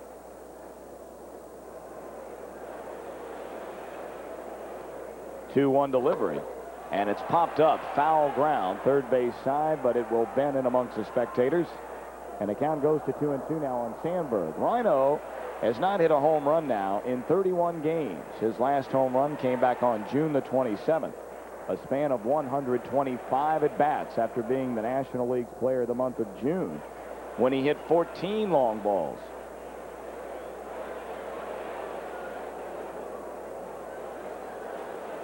But Sandberg's still having one whale of a season, with 25 homers and 63 knocked in. His batting average all season long, well, I guess since about early May, has been well over the 300 mark.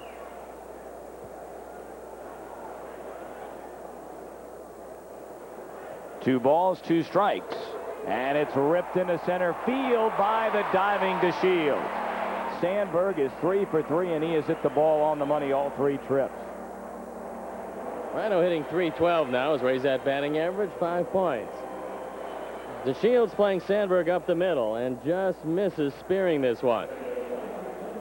We'll see just how close he comes on this dive. Watch it one more time as Rhino got that ball on the end of the bat, but got enough on it to get it into center field. So here's Mark Grace. A 2-run single in the first inning to extend his hitting streak to 14 games. Robbed of a base hit on a diving play in shallow center by Dave Martinez in the 3rd. Ball 1. Grace had a career-high 15-game hitting streak from May the 27th through June the 12th. But he has been on a tear. Has 3 3-hit games and 4 2-hit games during the current 14-game hitting streak.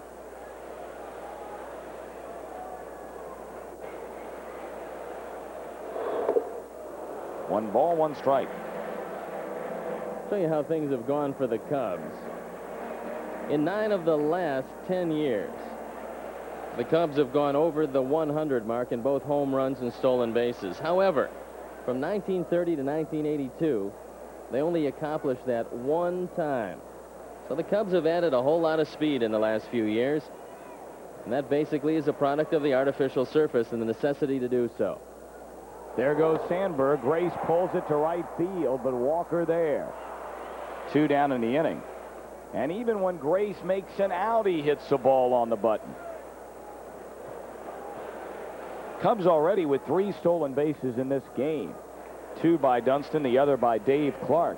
And Sandberg was off on that pitch. Rhino is 17 of 19 in stolen bases this season. Mark Grace hits this ball hard, but it's a line drive that's sinking.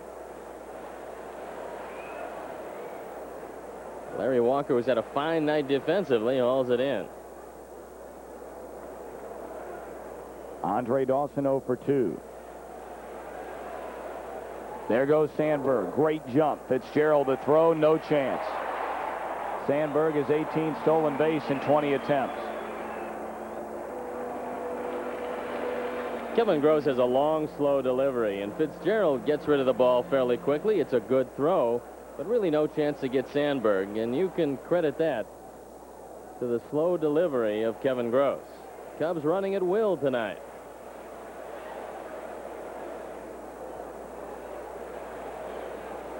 Runner in scoring position. The Cubs are in front 4-1. Bottom of the 4th inning. 2 down. And it's 1-0 to Dawson. There's a drive to deep left center field, and it is gone. 2-run home run for Andre Dawson. It's a 6-1 Cubs lead. Number 21, an RBI, 65 and 66. Andre now has the team lead by 3 RBIs over Ryne Sandberg. The fans going wild here in Chicago as Andre, who hits home runs in bunches, has broken out of the power drought and probably is in line for a very big couple of weeks. Dawson clubbed his 20th home run a couple of days ago in the final game of the Pittsburgh series. It was his first home run since the 7th of July. But in the last 3 games, Dawson now with 2 home runs. Here's Dave Clark. Clark 1 for 2, a run-scoring single in the 3rd inning, stole second base and later scored. And still nobody up in the bullpen for Montreal. 2 down, bases empty. Here's another look at Dawson's home run. It's a fastball out over the plate. Only the 7th time this year that Gross has thrown the long ball. No doubt about this one. No sinking line drive there. That one carried. Wallach can't handle it at third base. Clark a big turn at first, and he'll put on the brakes. It scored a base hit for Dave Clark. 2nd for Clark in the game. And for the Cubs, now 9 base hits. Check that, 10. Last 4 days, the Cub offense is as fine-tuned as you're going to see. Everybody hitting the ball, and the team seems to be coming on all at one time. Clark stole a base earlier in this game. His 4th in 5 attempts this season. Salazar is 0 for 1, drew a walk his last trip. Cubs lead the National League in hitting. And it's been a hit parade over the last few days. 1-1. Talking with the general manager of Montreal, Dave Dombrowski, he said 10 games back in the loss column, you don't make a whole lot of trades at this point and sacrifice any of your future for this year. A silent bullpen for Montreal. Nobody up. There's a drive to center field, but Martinez with room makes a catch. That's the inning. Cubs 2 more runs, 3 hits, a man left. After 4, the Cubs are rolling, leading 6-1. Jessica Lange, Jack Nicholson, the postman always rings twice. Sunday night at 11:30. There are no limits. Tell him I know why he picked me for the job. To what a man can do. Exactly's got to be stopped. When sheer determination Tell him he was wrong. meets impossible odds. Stopped hard. Commence firing. Clint Eastwood. This is my gun, Clyde. Fighting for life through an impassable barrier. Tell him I'm coming for him. You hear me? The Gauntlet. Tonight at 10:30 on Channel 9. You can do it with True Value. Heading back to school? Head to True Value first, where this West Bend Buttermatic 5-quart popcorn popper with automatic shutoff is just $14.99. And the Toastmaster Basic Burner Electric Buffet range is only $9.99. Then get this Hamilton Beach Mini Drip 4-cup coffee maker for just $14.99 at participating True Value hardware stores and home centers.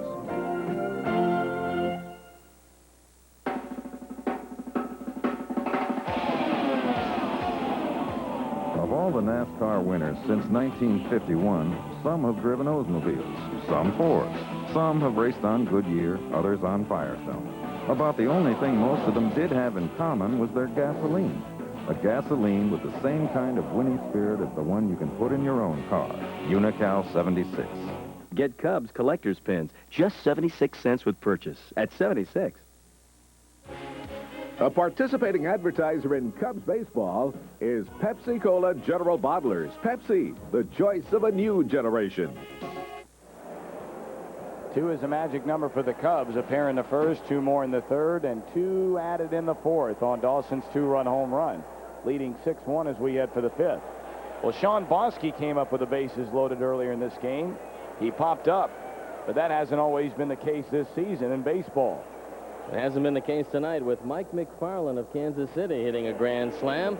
Kansas City up 6-0 on Baltimore, and Corey Snyder of the Cleveland Indians hitting a grand slam. Indians up 7-3 over the Yankees. 45 grand slams hit this year.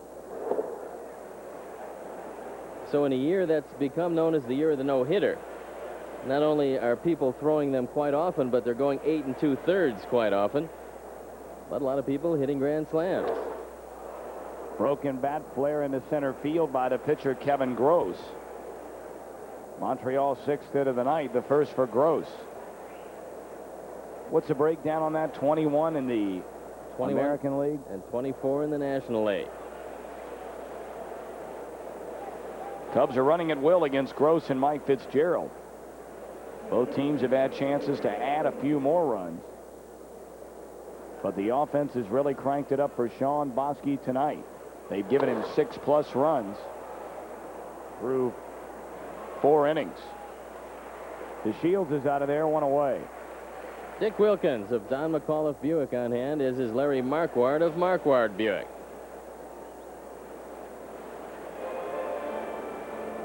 You mentioned the term sacrificial lamb in between innings, and apparently that's exactly what Kevin Gross is tonight. When your bullpen gets exhausted, there's not much a manager can do. Now they've called up Scott Anderson, and he would be the first man out of the chute. But Kevin Gross is going to get his innings in. And when they don't pinch hit for you 6-1 down in the 5th, you know you've got a tired pen. Dave Martinez 0 for 2 has grounded to second and bounced into a fielder's choice. Cubs are leading 6-1. Top of the 5th inning. Gross at first base with 1 out. White Sox are in front of Milwaukee 1-0 now in the bottom of the 3rd at County Stadium. 1 ball and 1 strike to Martinez, who has a career high 9 home runs already this season. He's knocked in 24. Grace not even bothering with Gross at first. Left center field, Walton waving off Clark. Puts a mid on it, 2 down. Shawon Bosky doing what you have to do with a comfortable lead, and that's not walking anybody. He went through a period of 3 or 4 games where he had some problems getting the ball over the plate. And by his own admission, he said he might have been overthrowing the ball, trying to do a little more than he's capable of doing. But you keep going to the mound, and he's been to the mound now 14 times, and suddenly you get comfortable. You know what you can do, and you don't try to overthrow, and you'll throw a lot more strikes that way. Tim Raines is lined to left and bounced to second. Fouls it out of play, 0-1. Pitching has certainly been the difference for Don Zimmer's team over the last 18 games. In the 13 victories, Cubs pitchers have allowed only 2.2 runs per game. In the 5 losses, the pitchers have surrendered over 7 runs a game. Fouled out of play, 0-2 now to Raines. There's nothing that helps along pitching, however, like a very potent offense. Because every pitch isn't the World Series. If a pitcher goes out there realizing he's going to get some runs, and these days for the Cubs, when you go to the mound, you know that offense will generate some runs for you. It makes things a lot more comfortable. You don't have to squeeze the ball every pitch. You can just throw with a lot of comfort. In the dirt, blocked well by Girardi. Can't find it for a moment, but Gross not going anywhere. 1 ball and 2 strikes. Tim Wallach would be next.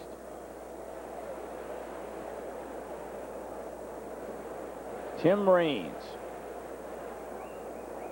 has had a fine big league career, though his numbers have dropped dramatically over the last 2 or 3 seasons.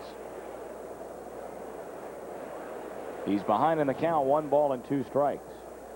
Wouldn't be surprised to see Tim Raines being used as trade material in the offseason. Perhaps he needs a change of scenery. Seems that since Andre Dawson has left this Montreal ball club, the production of Tim Raines has gone down and down with every passing year. Inside, had to get out of the way of that one. 2-2. Raines ranks 9th on the all-time Major League list of stolen bases with 618. 31 behind the 8th place man, Bert Campaneris.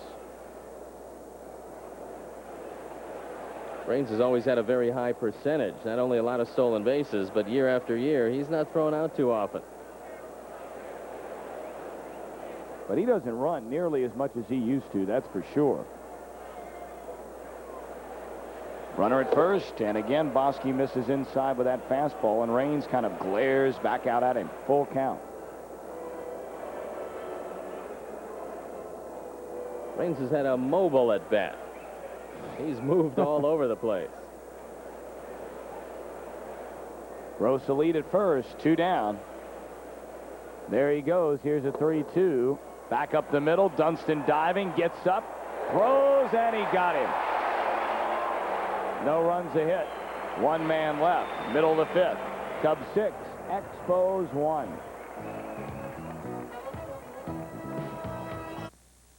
I got a phone call this morning from one of our oldest customers. He fired us. After 20 years, he fired us.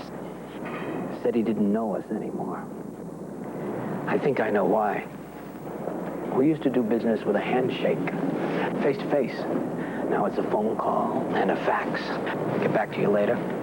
With another fax, probably. Well, folks, some things got to change.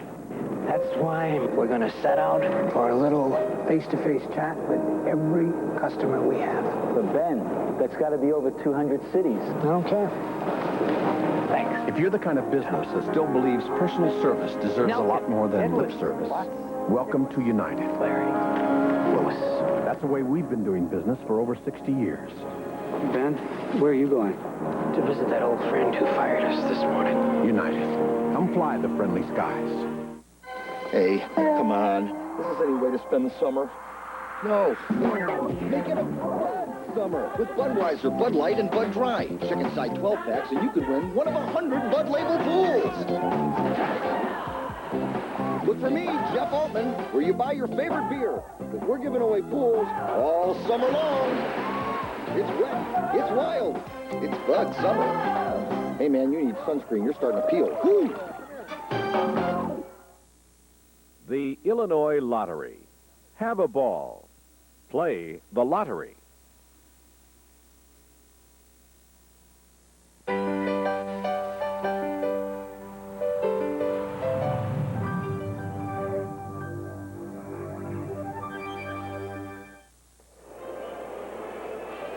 Make sure you're up tomorrow morning, because here on Channel 9, 2 classic stars, and 1 classic western. Paul Newman and Robert Redford are outlaws in Butch Cassidy and the Sundance Kid. Tomorrow morning at 10 on Chicago's very own Channel 9. We're under the lights at Wrigley Field, and the Cubs are leading Montreal 6-1. Grace a 2-run single, RBIs from Clark, Shawon Dunston, and a 2-run home run from Andre Dawson against Montreal starter Kevin Gross. Fitzgerald probably going out there to find out how Gross is. He's thrown a lot of pitches. He's a big, strong man, but he's worked hard tonight. He's still looking for his first 1-2-3 inning. The only inning where he coasted along was the 2nd inning, and he did give up a leadoff base hit to Dunston. Gross has been in trouble since the warm-up pitches in the pen. Watch Dunston coming across the middle, robbing speedy Tim Raines of a base hit and throwing him out easily. Dunston 2 for 2, a pair of stolen bases and an RBI. Galarraga giving chase, but he'll run out of room. No balls and 2 strikes to the Cubs shortstop. Dunston leads all National League shortstop and runs batted in, now with 55 this season. 86 the pitch count for Kevin Gross, and we're just in the bottom of the 5th inning. That's a whopping total, 86 pitches in 4 innings.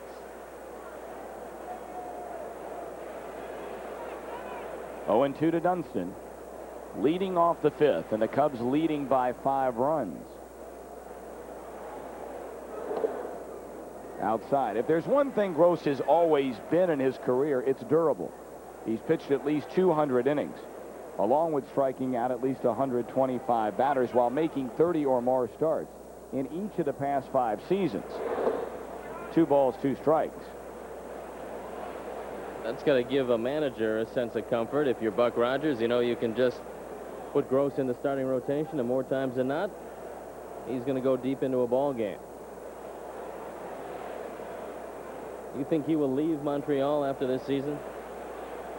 I think it's a very good chance. Swing and a miss. Down goes Dunston. Second strikeout for Kevin Gross. Another free agent who could also leave is left-hander Zane Smith. Zane Smith has recently been moved into the bullpen. As we look at the reaction of Shawon Dunston, realizing that you can't handle that pitch, and the only way to do it is to lay off it. But that's easier said than done in the case of Dunston. Here's Joe Girardi. 0 for 1, was intentionally walked in the 3rd inning. Ball 1. Well, what do you think? Will Gross be out of here? Will they deal him? And the same, I guess, question would pose about Zane Smith. I think as they fall further out of the race, Kevin Gross becomes very desirable to a contender. Well, if you believe the rumors you heard early in the season as the count goes to 1-1 on Girardi. Last week, Montreal was trying to move Gross, but couldn't get 2 young players for him, much like the Mike Scott situation in Houston.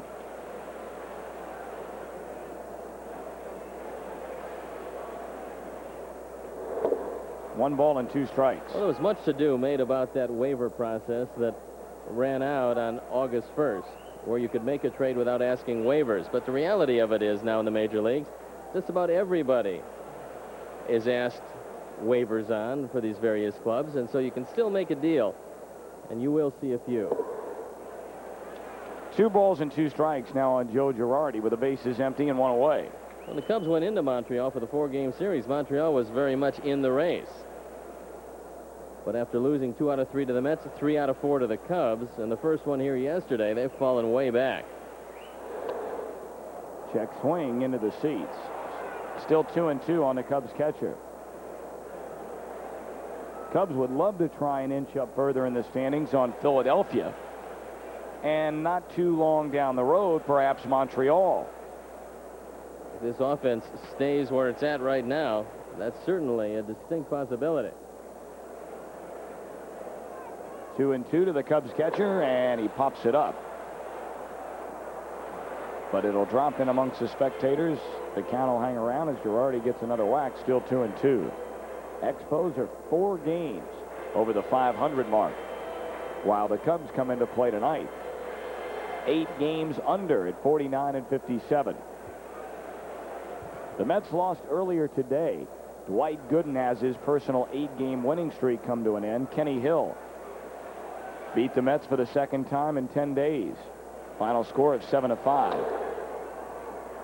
Owen off the short hop. Good play, and he gets Girardi 2 down. You have to be much more aggressive here on the natural surface at Wrigley Field. Most shortstops will tell you that you play a couple of steps shorter. The high grass really affecting it. And here's the short hop pickup by Spike Owen. He's got to come get this ball. If he waits back, Girardi's got a base hit. So it's do or die on the short hop pickup. He makes the play easily. Sean Bosky, 0 for 2, has bounced to second and popped to third with the bases loaded to end the 3rd inning. Cubs 6 runs, 10 hits. Montreal 1 run, 6 hits. Gross looking for his first 1-2-3 inning. The 1-0 pitch, and he'll probably get it. Owen is sure-handed shortstop, and that's the inning. 1-2-3, we head for the 6th. It's still the Cubs 6 and the Expos 1.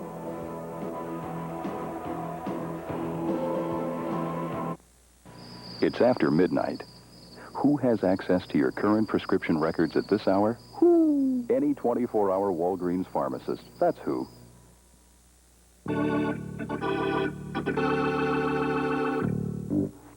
Zim says, subscribe now for 7-day home delivery of the Chicago Tribune, and you'll get Sundays free.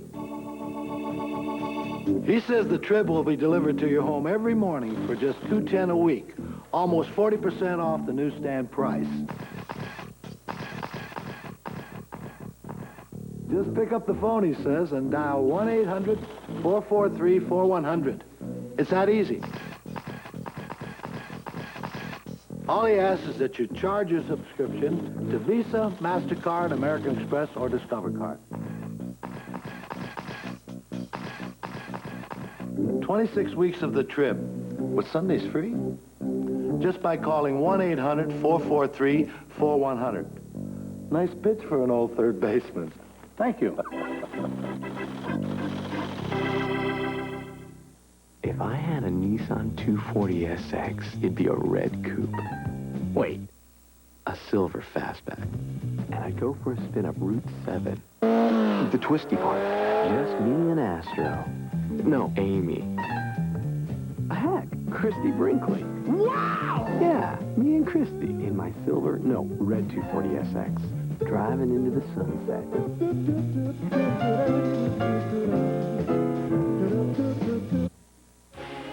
A participating advertiser in Cubs baseball is Pepsi-Cola General Bottlers. Pepsi, the choice of a new generation. Cubs 6, Expos 1. Steve mentioned a little bit earlier, this is the Cubs' 11th Wrigley Field night game in 1990. Cubs only 2-8 in home night games this season. And there's the man just called up today, right-hander Scott Anderson. And somewhat of a surprise move, Steve, Wallace Johnson, the fine pinch hitter through the years for Montreal, was sent out. You have to have help in the bullpen, and here's a career minor leaguer starting his career at Burlington in 1984. Never surfacing at the major league level.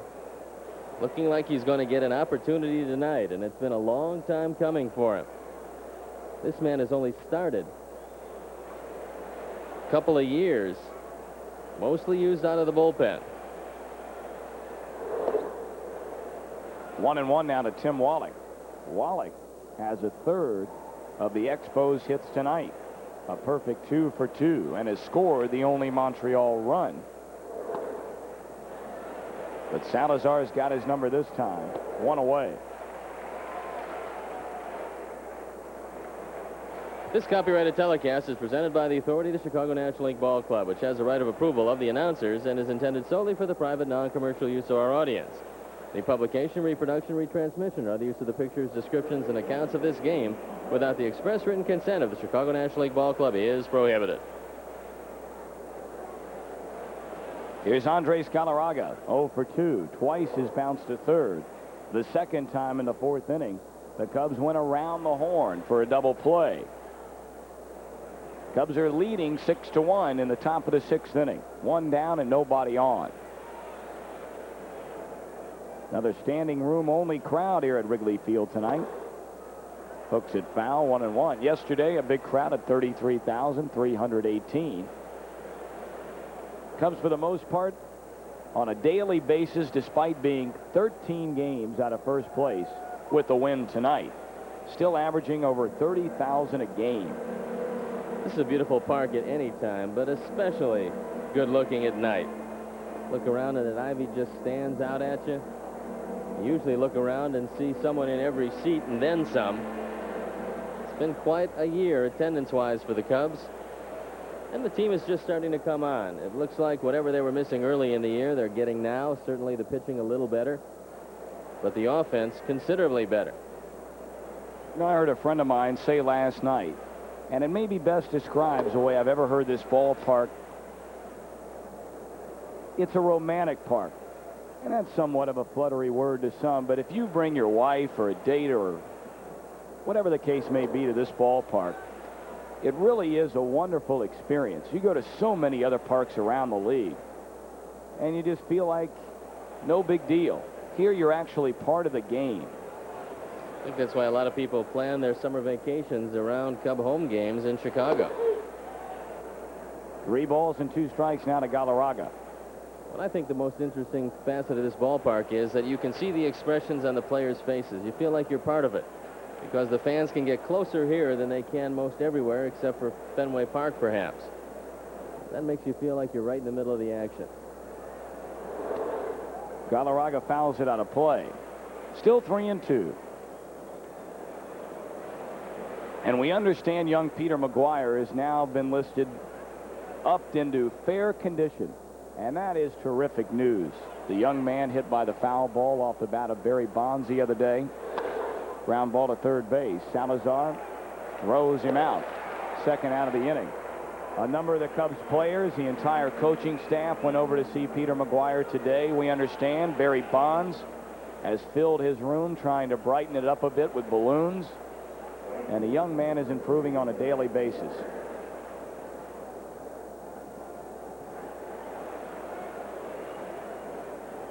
Galarraga has bounced to third base 3 times. Here's Larry Walker. A run-scoring single, stole a couple of bases in the second inning. Ball 1.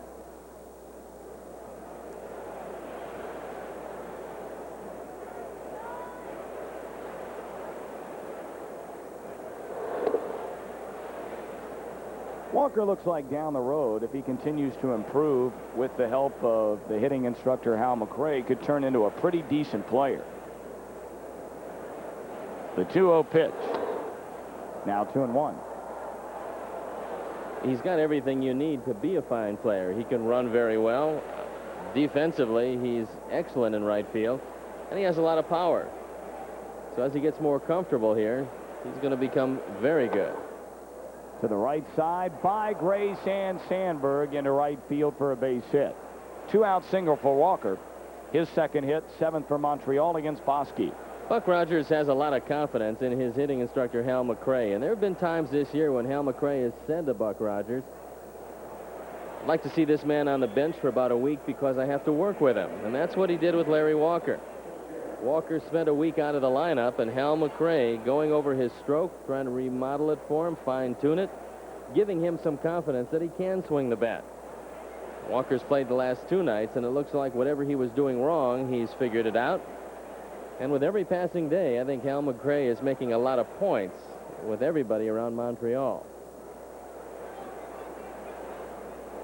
That'll bring up the catcher, Mike Fitzgerald, 1 for 2. Let's pause for station identification. This is the Cubs Baseball Network.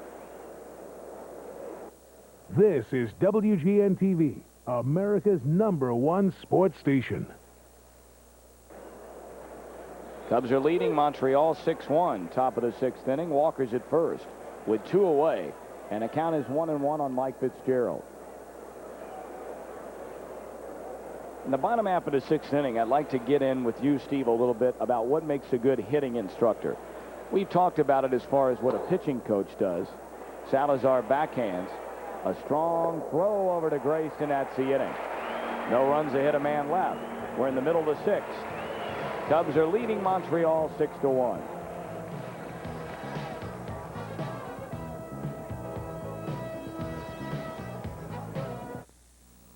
Ready for some good news?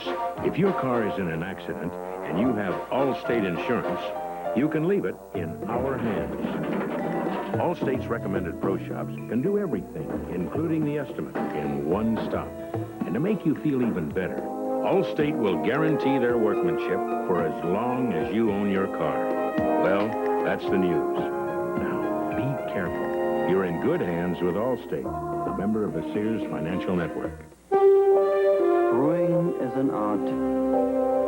I've done it for years. I love working with nature's own ingredients. I love carrying on a skill that's been passed down for generations. And I love reaching that moment when a good beer becomes a great one. We brew our beer with great care. It just isn't right to abuse it. A reminder from Budweiser. At 5 a.m., they start worrying. Let's go through this one more time. First about their $25,000 hit. We should just rejet the car. Then about 59-cent claims. But one concern these NASCAR pit crews never had, their gasoline. Since 1951, Unicount 76 has fueled more NASCAR winners than all other brands combined. A soothing thought, because when the flag goes down, there's enough to worry about. Cubs collector's pins, just 76 cents with purchase. At 76. Win the same 300ZX that Mitch Williams owns. WGN-TV and Nissan invite you to stop by your local participating Nissan dealer now through August 18th to fill out an official entry blank to enter.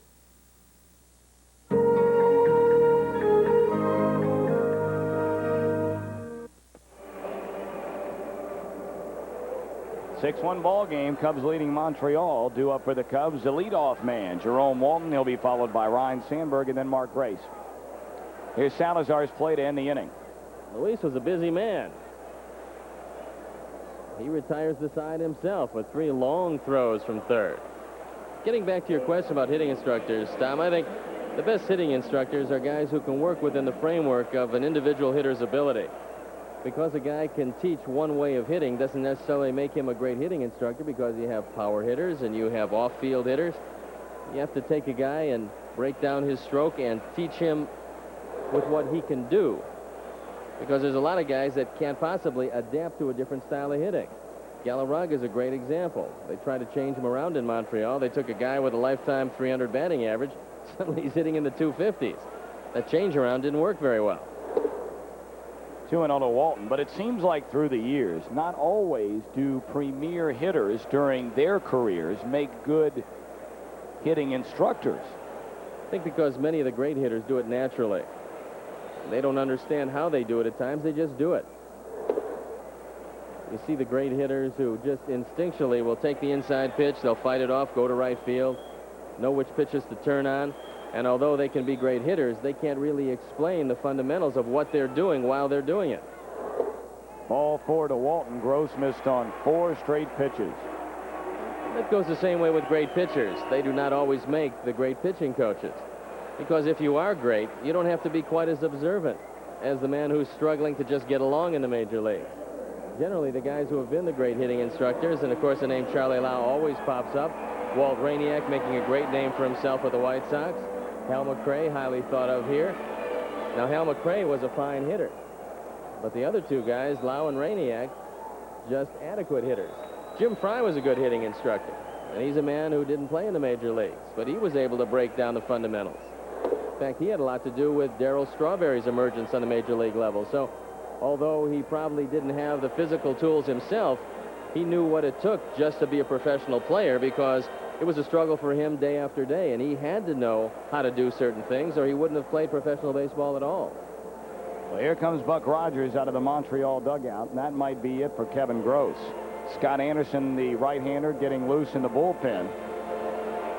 Buck having a chat with Gross. Check that, Larry Bernard, the Montreal pitching instructor. So perhaps Gross is going to hang in there for a while. We'll see. But home plate umpire Randy Marsh is going to put an end to the meeting. A lot of pitches for Kevin Gross. They want to make sure that Anderson is loosened up and ready to go. Bullpen up and going for the Cubs. Sandberg on the night, a perfect 3 for 3. Steve Wilson perhaps just getting some throwing in down there, because Bosky is pitching a fine game. Cubs are leading 6-1. We're in the bottom of the 6th. A leadoff walk to Jerome Walton. Walton 11 of 16 in stolen bases this season. Swiped his 11th of the year yesterday. Sandberg 3 singles, and every time he's reached base, he has scored a run. There is a rocket to left center field, and Deep Rains looks up, and it's off the wall. Walton being held at third by Chuck Cottier, and Sandberg a perfect 4 for 4 on the night. You could just tell by the way he swung the bat in the 3rd inning that Ryan Sandberg has got it all together once again. First ball fastball. Rhino doesn't miss many of these, and he's hitting .314. 7 points stacked on that batting average, and as he got close to the 300 mark, Rhino decided it wasn't too comfortable down there. He wanted to put some points on, and he has tonight. A beautiful swing by Sandberg. One of the real good first ball fastball hitters in all of baseball. Walton at third, Sandberg at second. Here's Grace, 1 for 3, a 2-run single in a similar situation back in the 1st inning. And the other 2 times he hit the ball right on the screws as well. A line drive to center and a liner to deep right, which Walker hauled in. Dawson is waiting on deck. Nobody out in the Cubs' 6th inning. Grace a 14-game hitting streak. 2-0. 5 4-hit games for Ryne Sandberg this year.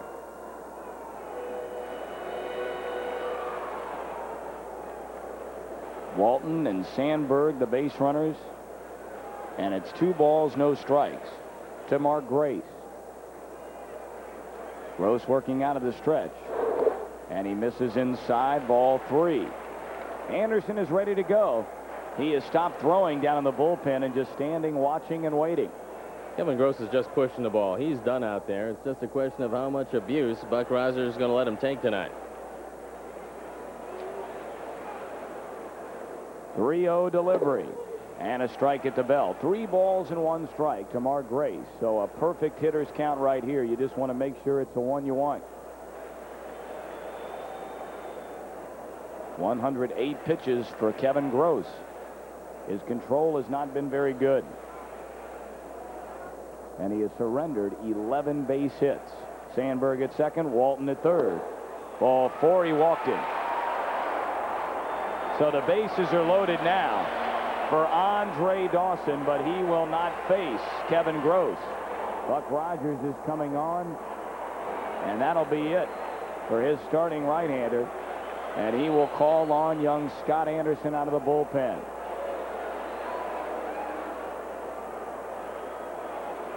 The inning started on a walk to Walton. Sandberg a double to left center.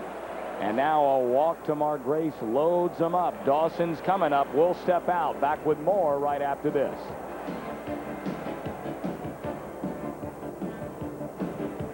From the next Monsters, she'd do anything to win his love. Accept my bargain, and it becomes your face. For now, there's romance in the air. Beauty has its price, Sarah. But be sure of what you're getting. You can't marry her. You're in love with me. It would be a shame to find beauty's only skin deep. Oh, don't leave me. Monsters. Sunday night at 10 on Channel 9. So I'm doing some heavy shopping when I walk past Pearl. Or was it Pearl Express? A sign in the window speaks to me. Sale! It says, I can handle that. They tell me I can save $25 on one pair of glasses, or I can choose the buy one pair, get the second pair free offer. Second pair free, I said? Second pair free, they said. No coupons? No coupons. Gotta go. Now at Pearl and Pearl Express, where you get glasses in 1 hour. Call 1-800-YES-EYES for locations. The bases are loaded for the Cubs in the 6th inning with nobody out. Kevin Gross has exited, and now on right-hander Scott Anderson. Anderson was 9-9 this year at Indianapolis. The ERA 3.65. He started 21 games out of his 23 appearances and had 4 complete games. He is not overpowering. He's got a fastball and a slider. Here's a lifetime minor leaguer who originally signed with Texas. He was drafted in the 7th round of 1984 draft in June. He's a Beaver, attending Oregon State University. I was wondering what was getting ready to follow that.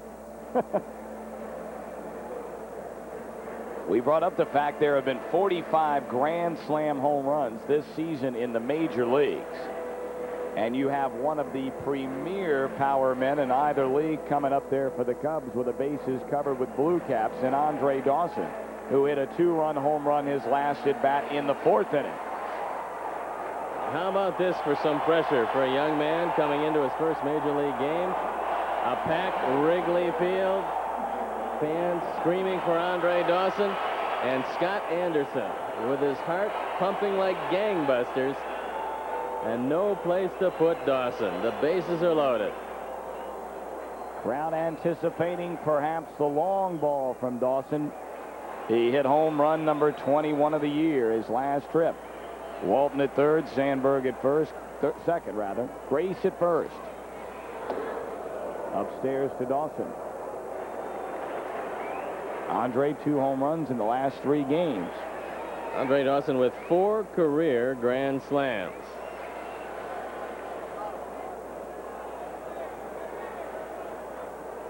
Anderson comes to the belt. The 1-0 pitch.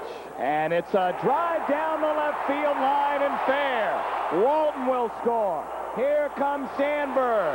Grace being waved around. All three runners scored, and the Cubs now go up 9-1. Andre Dawson, a bases clearing double, give him 5 knocked in for the game. 69 RBIs, and welcome to the National League, Scott Anderson. Down the line, past the diving Wallach. All 3 runs charged to Kevin Gross. And the Cubs pouring it on. Mark Grace scoring all the way from first, and Andre Dawson having a big night. Oh, my goodness. Dawson is tearing the baseball off the cover tonight. 2 hits, 4 at-bats, 5 knocked in. The Pirates have scored a couple of runs in the top of the 10th and are in front of Philadelphia 3-1. So the Pirates trying to inch back into a tie with the New York Mets atop the National League's Eastern Division. We're informed that this is not the Major League debut of Scott Anderson. He was in 8 games with Texas in '87. 0-1 with a .953 ERA. Cubs are leading here 9-1. Still nobody out, and it's 2 balls and no strikes to Dave Clark, who has a couple of hits and 3 at-bats, an RBI, a run scored, and a stolen base.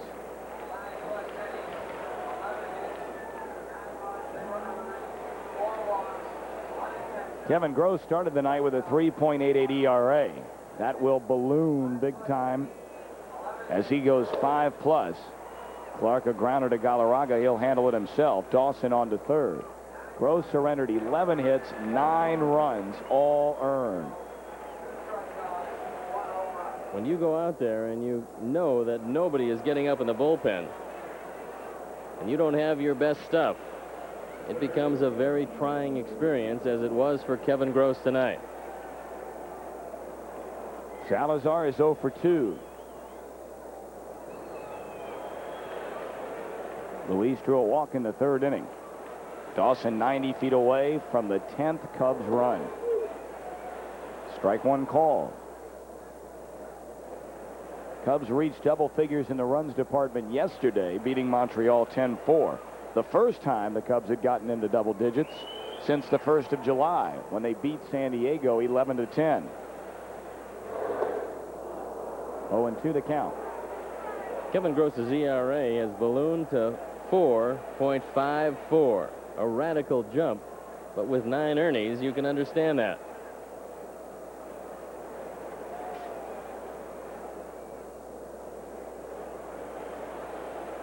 Andre Dawson, the hero of this game so far for the Cubs. And Scott Anderson just trying to do anything he can to get out of this 6th inning. Strike 3 got him looking. 2 down now in the inning. Buck Rogers has made a practice of doing what his infield just did. They'll start back, and then as the pitcher goes into his windup, they all come charging forward. For some reason, he wants the hitter to think that a ground ball is going to score the run, and then realize just as the pitch is coming that it's not going to happen that way. 9-1 down, however, it becomes a strange move to make. If Philadelphia loses that game to Pittsburgh tonight and the Cubs go on to win, there would be only 1 game difference. Check that, it would be 2. The Cubs would be 11 games out. With Philadelphia, the Cubs for 13 and Philadelphia 11. We'll get it straight sometime down the road. I knew it was one of those 2 or 3. I don't even think I was in the ballpark. Nevertheless, Dunston is 2 for 3 with a pair of stolen bases and a run knocked in. Dawson at third. 2 down in the inning. Liner to the Shields, and that'll do it. But the Cubs 3 runs, 2 hits, no errors, a man left. Harry Carey's coming back your way in the 7th. After 6, Cubs 9, Expos 1.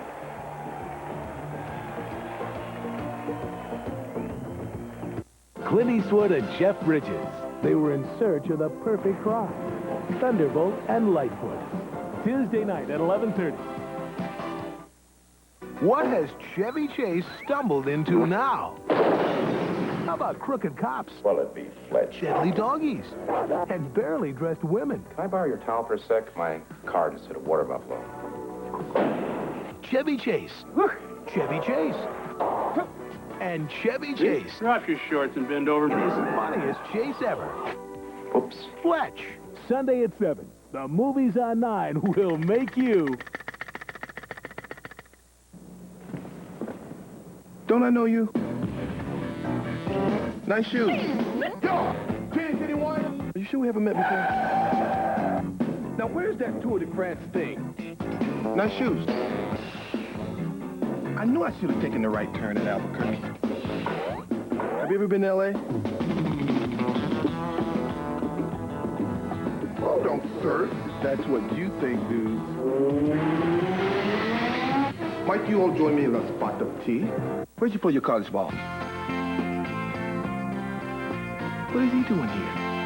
I thought this was another Bono's commercial.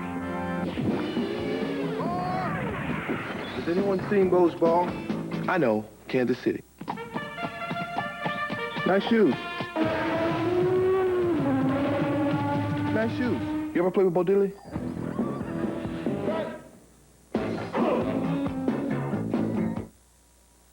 A participating advertiser in Cubs baseball is Buick and your better Buick dealers, home of the most trouble-free American cars.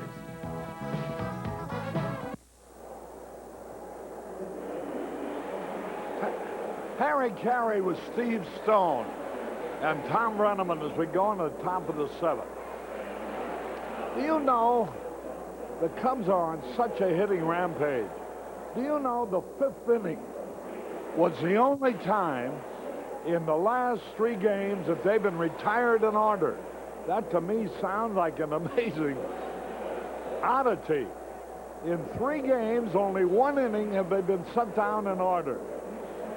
And they have 12 hits tonight, 17 hits yesterday, 15 hits the day before, 10 the day before that. And here is Steve Wilson, who has replaced. Wilson has replaced Shawon Bosky. There's Andre Dawson, a big night. 5 runs batted in, 2 for 4. And he may gain a little more. He was only 9 points behind Lenny Dykstra. Owen fouls the pitch back. Wholesale changes for the Cubs as Kurt Wilkerson comes in at third. Domingo Ramos comes in at shortstop. Dwight Smith is taken over in right field, and Steve Wilson on the mound. Shawon Bosky left with a little tightness in his elbow, and Wilson comes into this one 3-7 with a 4.75 ERA on for the 29th time. Here's Steve Smith, a little bit high. 2 balls, 2 strikes. Hey, I got a nice note here from Estelle Kenny.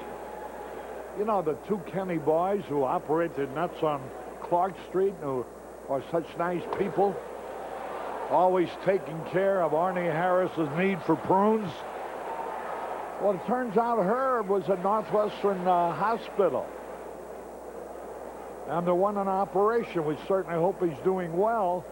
This letter was dated July the 25th, so he's probably at home. I hope that's so. We certainly want to wish him a quick recovery. The Kennys, very fine people. And boy, they got everything from soup to nuts on Clark Street, too. You're right about that.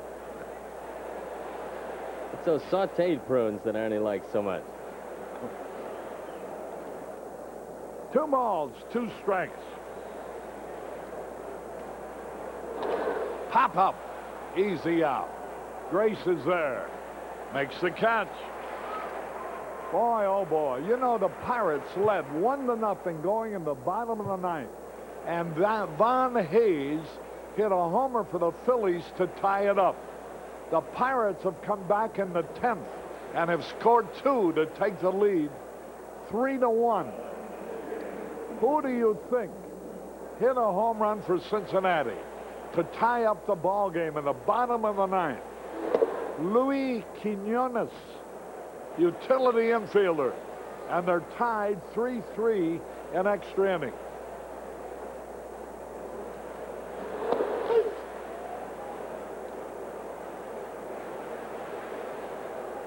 Scott Anderson batting for the first time. 1 out, nobody on. There's a pitch in there. Hey, you got a letter from the Senate of the state of Michigan in Lansing. From William Faust, state senator.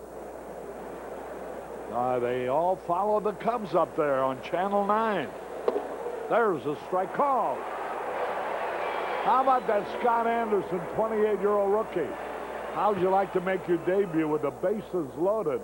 And Aldrete Dawson's the first man you faced. Well, Aldrete took good care of that, made sure he took care of his nervousness. He cleared the bases with a double, and so then the kid retired the next man and got out of the inning. 2 gone. Here's Z. Shields.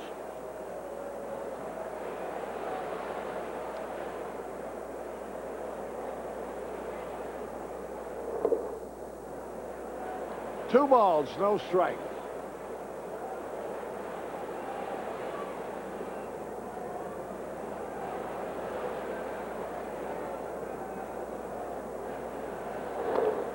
Swings and he fouls it off.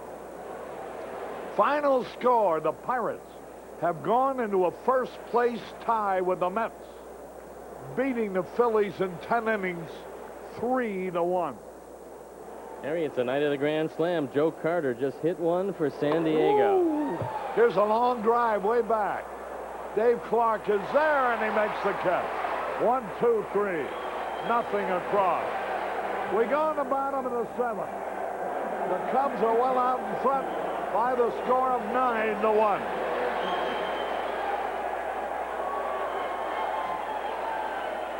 All right. Let me hear you, Gary. 0-1. 0-2. 0-3. Take me out to the ball game. Take me out to the crowd. Find me some peanuts and crack.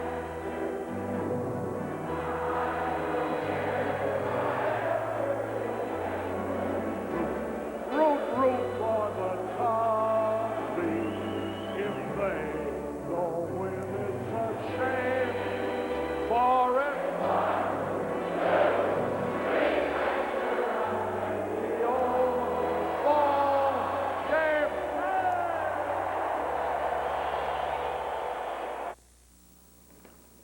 Hi. Take your feet off the table. Now, here's your bag of Eagle potato chips. Here's my bag of Eagle potato chips. Now, we're going to open them. Not like an animal. Watch me. I open it easily. I remove one chip. Now, I taste it. Mmm. Mmm. The quintessence of taste and crunchiness. Go ahead. Oh, Eagle potato chips. Everyone loves them. If I had a Z, it'd be silver. No, black. And I'd take it to a racetrack. Hold it. Nah, drive it cross country. That's what I'd do.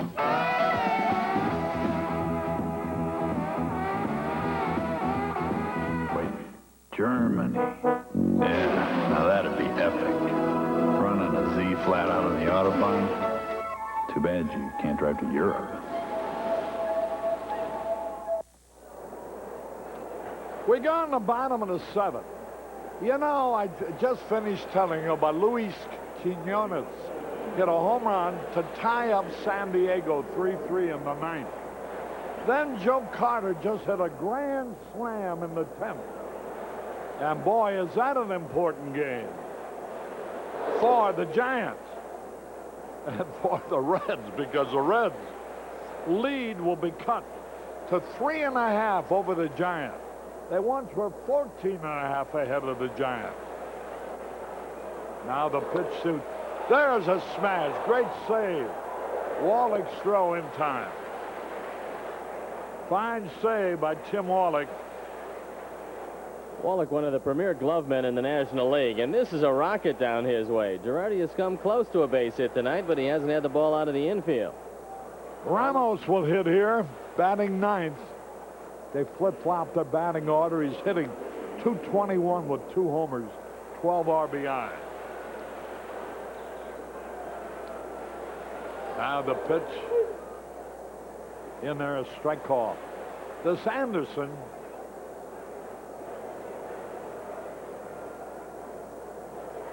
'28 years old. Tall, 6'6", throws him back to the screen. He was drafted by the Rangers in 1984. He was traded to the Expos in '88. Attended Oregon State University, stands 6'6", weighs 186 pounds, 28 years old. Curveball low. He, well, I don't know. Listen to these minor league records: 3-6, 9-6, 5-7, 5-3, 4-6, 7-8. You wonder sometimes how minor league pitchers impress the parent major league club without winning. There's a foul ball out of play. Well, he hasn't. He only had 8 games at the major league level coming into tonight. 35,176.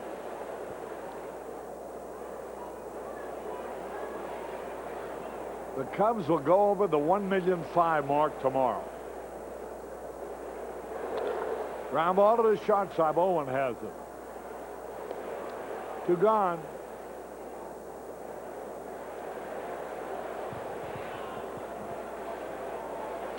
Boy, Dawson, 2 for 4 and 5 RBIs. He now has 21 homers, 69 RBIs, and is hitting about .340.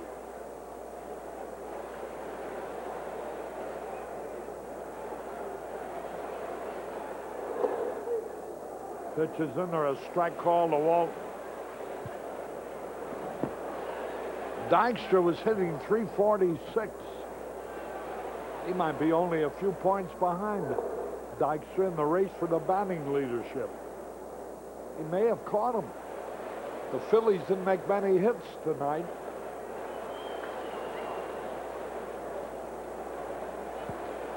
One ball, 1 strike. Smash, foul.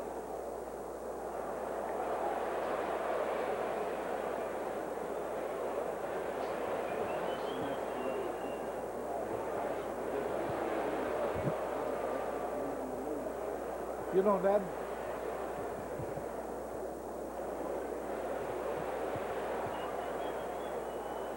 one ball, 2 strikes. If Ned Coletti is within viewing distance, struck him out. 1, 2, 3 here in the 7th. At the end of 7, the Cubs are leading 9-1.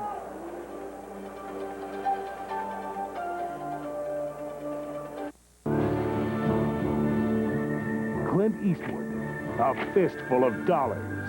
Monday night at 11:30 on Channel 9. Introducing an American automobile that will compete with any car in its class, anywhere. The new 1991 Buick Regal 4-door sedan. Its quality is pure Buick. And Regal's available 3800 V6 engine gives it the kind of performance that will make the imports nervous. The 4-door Regal from Buick, the new symbol for quality in America and beyond.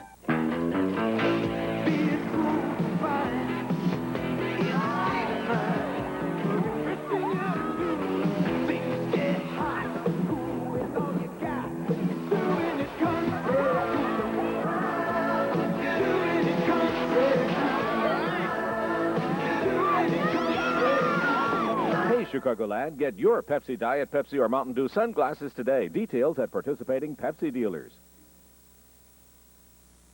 So many people, so many questions, different emotions, and different directions. We're all connected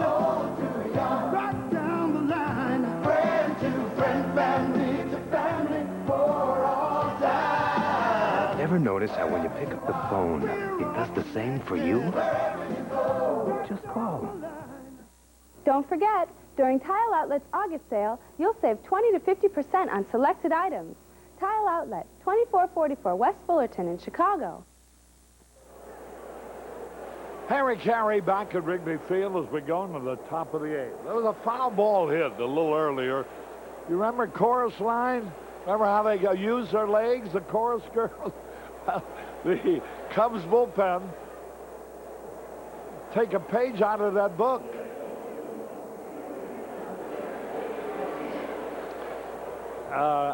Andre Dawson is hitting officially .339 right now.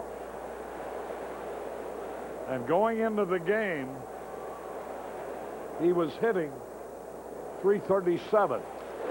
Well, that's about right. You pick up about a point for every 2 times at bat. Now, Dykstra was hitting .346 going in.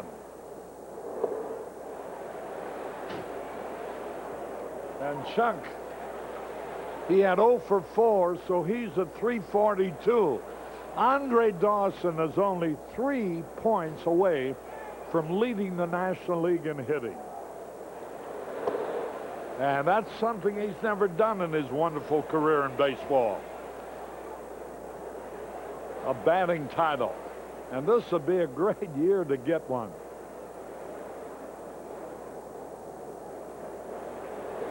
Swung and he missed. Davey Martinez 0 for 3.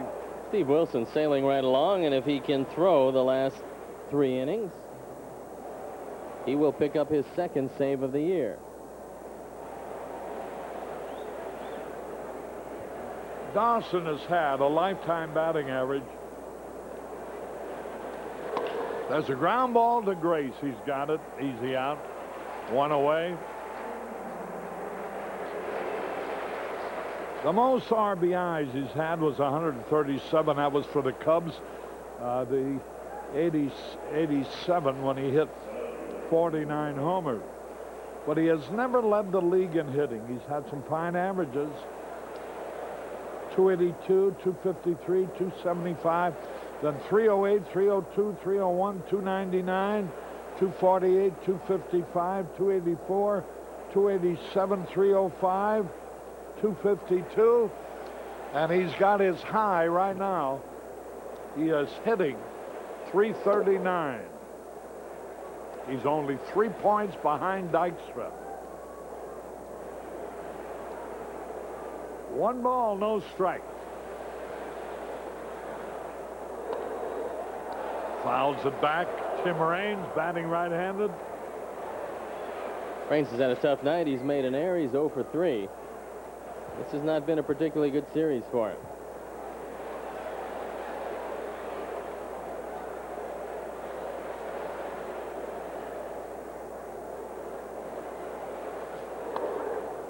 There's a pitch foul out of play.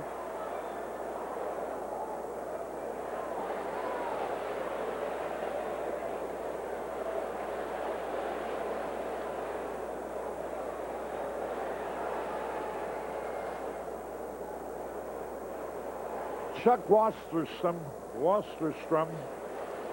an assistant in the PR department for the Cubs, got us the information, which we appreciate, on Lenny Dykstra, because I think that's an interesting battle, too, for the batting leadership.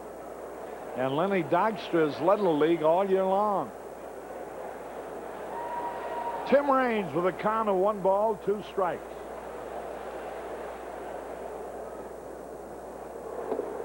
Curveball high.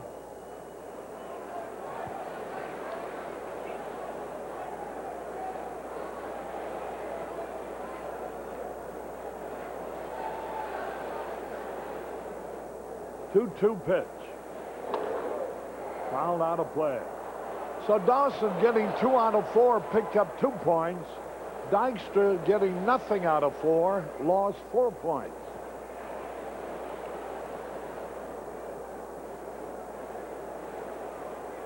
And now there's a 3-point difference. Now let's see where Sandberg is with 4 out of 4. 314. 314. He's raised his average 7 points.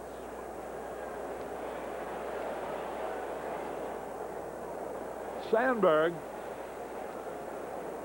is trailing Kevin Mitchell and Darryl Strawberry by 1 home run in the lead for the home run leadership. There's a fly ball, center field. Walton is there, and out number 2. Steve Wilson has retired 2 in a row. Here's Tim Wallach.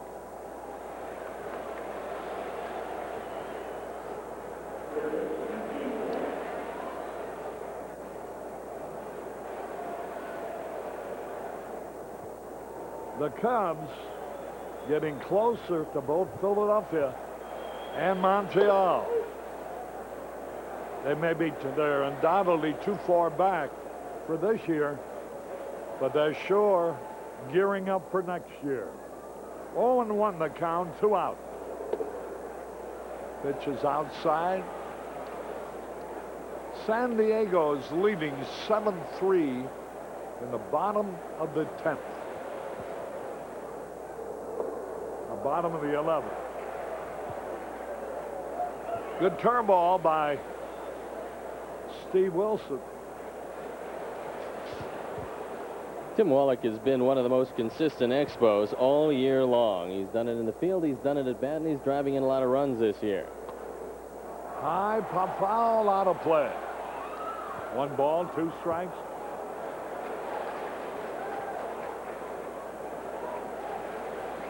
The outfield playing Wallach around towards left.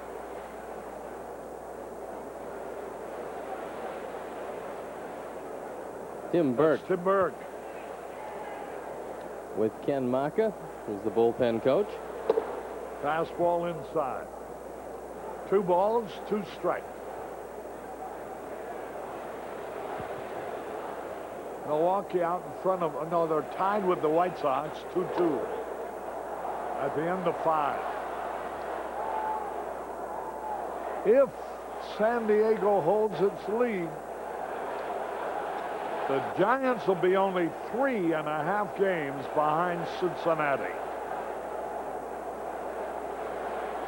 2-2 pitch. Foul back.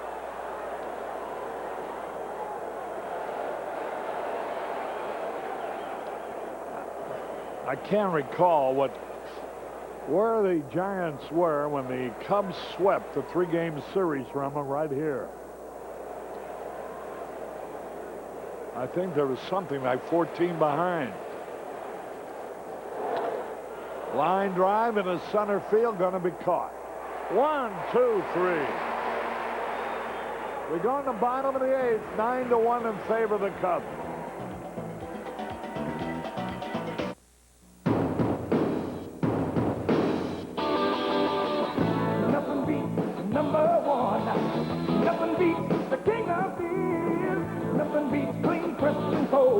This is the best, and we got it right here. Yeah, nothing beats the bud, yeah, nothing beats the bud, yeah, nothing beats the Budweiser. Nothing beats the bud. Since 1951, Hudsons have won 79 NASCAR competitions, Plymouth's 190, and Chevrolet's 341. And one gasoline has fueled more of these than all other brands combined. Unocal 76. The same quality and winning spirit also goes into the one car we care about fueling most. Yours. Cubs collector's pins, just 76 cents with purchase. At 76. While some savings institutions were investing in pork bellies, Savings of America invested in Tom and Sharon Morrissey. While others invested in junk bonds, we invested in the Carruthers. When banks put their money in foreign countries, we put our faith in Pam Gilbert. As America's largest, Savings of America makes home loans for one simple reason. We know a good investment when we see one. Win the same 300ZX that Mitch Williams owns. WGN-TV and Nissan invite you to stop by your local participating Nissan dealer now through August 18th to fill out an official entry blank to enter.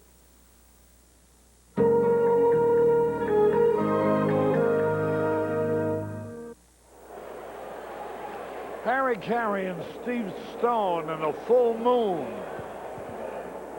over Wrigley Field as the Cubs come to bat in the bottom of the 8th.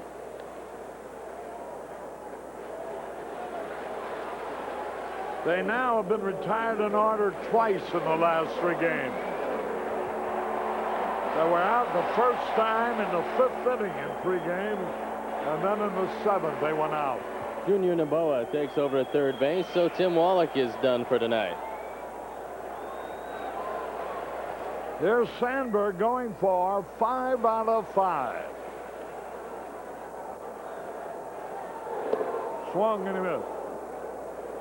Cleveland murdered the Yankees at Yankee Stadium 17-3.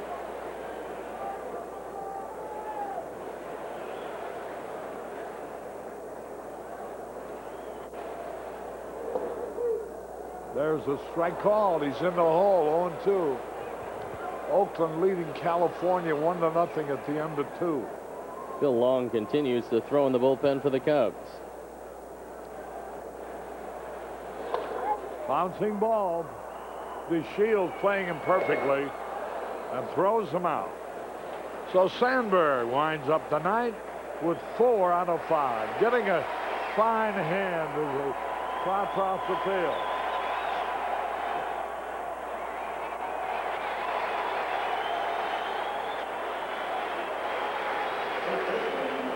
Rhino's going to end tonight with 6 points stacked on his batting average.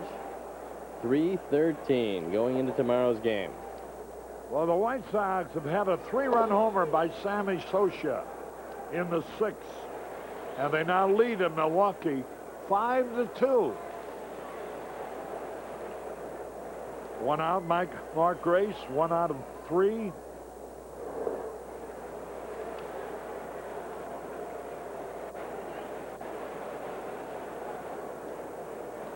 Anderson's allowed 1 hit since he came in. That was to Andre Dawson with the bases loaded. He drove in all 3 runs.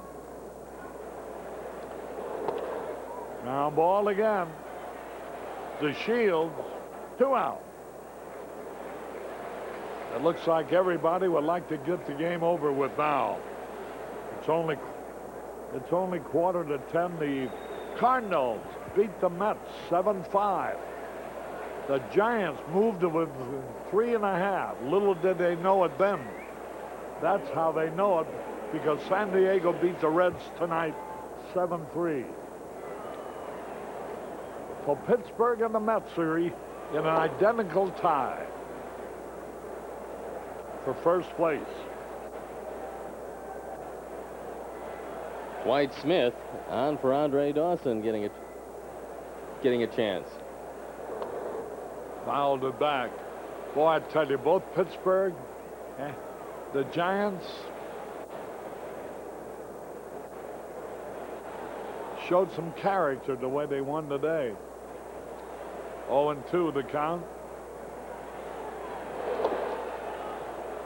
Ooh, even Dwight Smith started to walk away.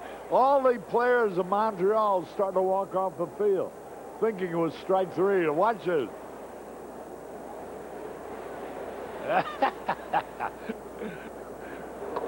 There's a hit now in the left center field. Dwight Smith singled sharply to left. Given a new life, Dwight Smith makes the most of it, as he made the most of it yesterday, coming on for Andre Dawson with a couple of base hits when Andre had to leave the game. And Dwight Smith just off the glove of Spike Owen into left field.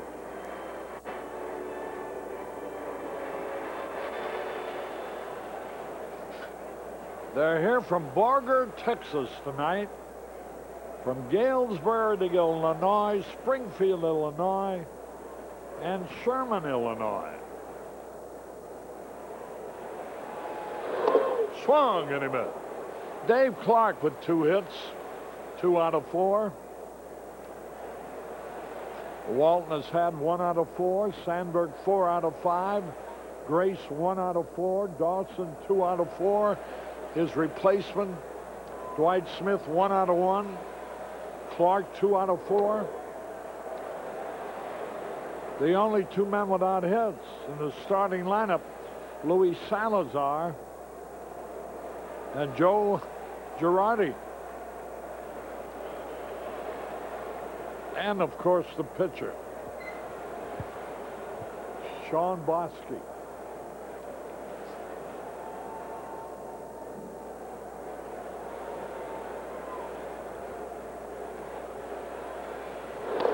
Swung, and he fouled it.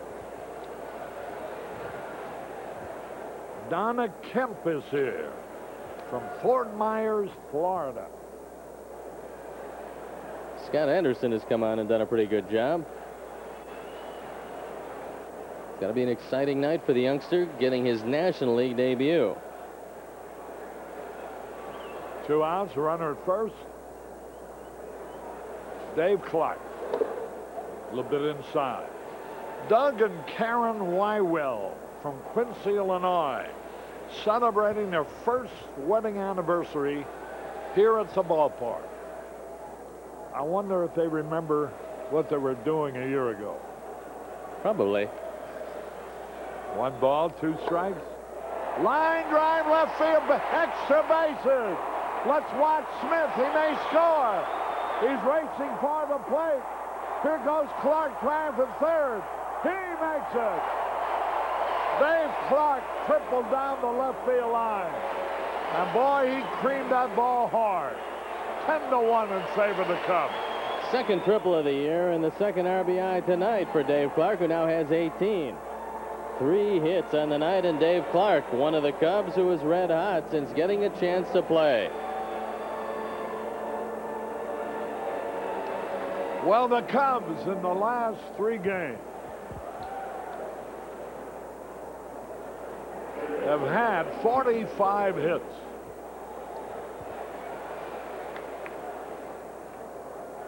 Here's Wilkerson. Curtis Wilkerson, who's replaced Salazar at third, will be the hitter. 10-1 Cubs. 2 out. Swung and he missed. Wilkerson hitting only .231. Moreover, he has committed 11 errors. That's unusual for a pretty good defensive infielder.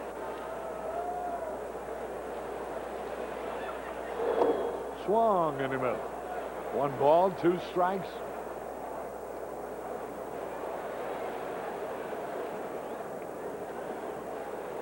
(10-1) in favor of the Cubs, shooting for their 5th in a row over Montreal. Ball low. Remember, they won the last 3 games in the series in Montreal, and they've won. Assuming they're going to win this one, they will have won 5 in a row. 8 out of 13. In head-to-head battle. There'll be only 5 games remaining, 1 tomorrow.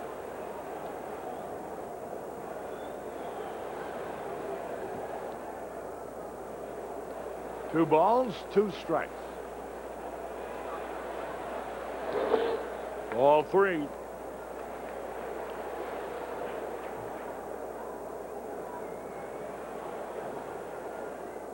They're here from Granite City, Illinois. Fouled it out of play.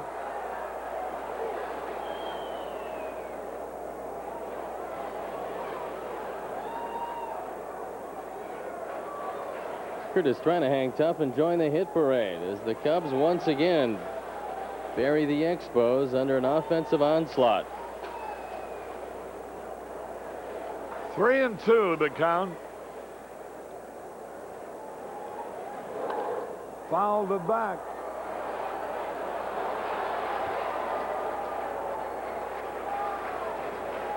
Jerry and Bob Scoa from Phoenix. and their daughter, Roberta. Watching the ball game, pulling for the Cubs. 3-2. Ground ball, D. Shields. This inning is over, but Cubs score a run on 2 hits. At the end of 8, the Cubs are out in front, 10-1. The mob wants him dead. The cops want him stopped. Clint Eastwood, The Gauntlet, tonight at 10:30. When it's hot, it's cool. Cool nights, cool days, cool cats, cool dogs. So cool it should be freezing. Well, it is at McDonald's with summer specials like all new low-fat frozen yogurt. Smooth, cool, with all kinds of tasty toppings. Get them while it's hot. Summer food, summer folks, summer fun. It's summer, so you gotta shake it. Shake it up, shake it off, shake a leg, shake a tail feather. Just shake it into McDonald's for summer specials like low-fat milkshakes and cool fruit flavors like Arctic Orange. A different one each week, but only for a short time. So hurry in and shake the heat. Summer food, summer folks, summer fun. You can do it with True Value. You'll save plenty with the Carnival of Value Circular. Fast-drying Cervest spray enamel is just 99 cents. True Bond Super Glue and a push-button pen, also 99 cents, provides quick bonds. Wells Lamont Leather Palm Work Gloves are only $2.99. And reach into tight spots with the Flexibit 10-piece extension kit by Master Mechanic. It's just $8.99 at participating True Value hardware stores and home centers.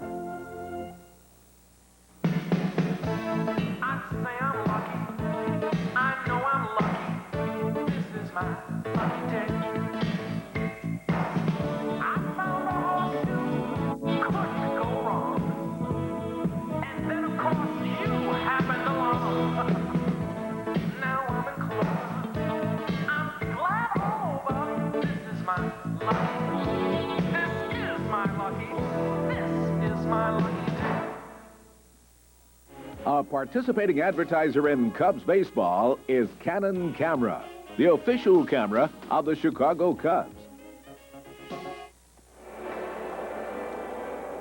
Harry Carey back at Wrigley Field. The producer-director for Chicago Cubs baseball is Arnie Harris. The coordinating producer is Bill Borson. Our assistant director, Joe Carneo.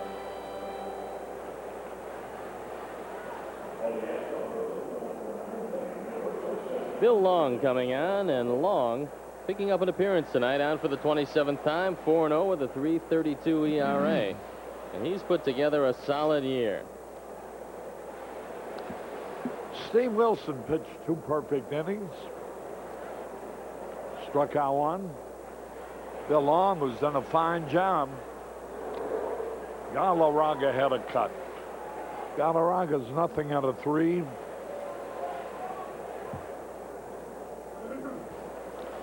He's only hitting about 120 against the Cubs this year. Ground ball. That's Wilkerson will throw to first for the out. That's the 4th time in a row the Galarraga's grounded out. The first 3 times to Salazar, and this time to Wilkerson. Would that tell you something if you're a hitter? You better do something else. So with that 250 batting average he's currently sporting. 1 out. Here's Larry Walker. Boy, this is a good-looking young ball player. 2 out of 2 tonight. 2 out of 3 last night. He's hit 2 home runs against the Cubs this year. He's hit a total of 12 for the season. Curveball low. Well, a lot of the fans have gotten a head start for a little lovely dinner someplace. 1 out, nobody on. There's a strike call.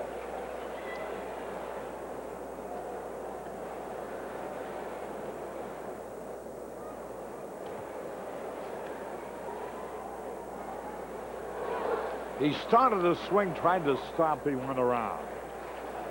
1-2. Boston beat Detroit 3-1. Look at that one at Yankee Stadium, 17-3 Cleveland. The Bears only got 13 in their first football game today. Fouled it off. The White Sox headed for a good, easy victory in Milwaukee. They'd love to play down Milwaukee every day. 1 ball, 2 strikes.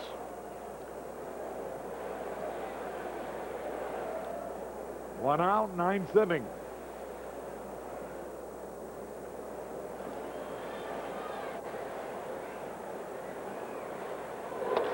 There's a drive. Way back. It might be. It is a home run.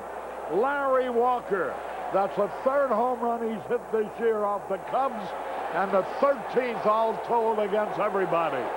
Walker homers into the right center field bleachers. Home run number 13, RBI number 33 in the second of the night for Larry Walker.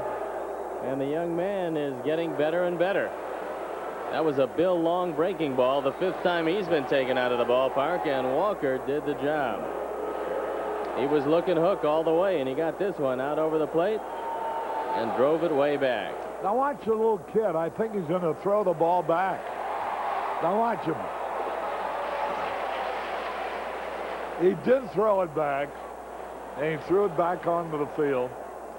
Oh, that's a shame. Now to let those kids keep that ball. He probably realized a life's ambition. There's a ground ball deep short. Ramos field. Throws in time. 2 gone. 10-2 in favor of the Cubs. Fine play by Ramos. The off-balance throw, he made it on the run. Realizing who was going down the line. Although Fitzgerald runs well for a catcher, he cannot outrun this one. Good play by Ramos.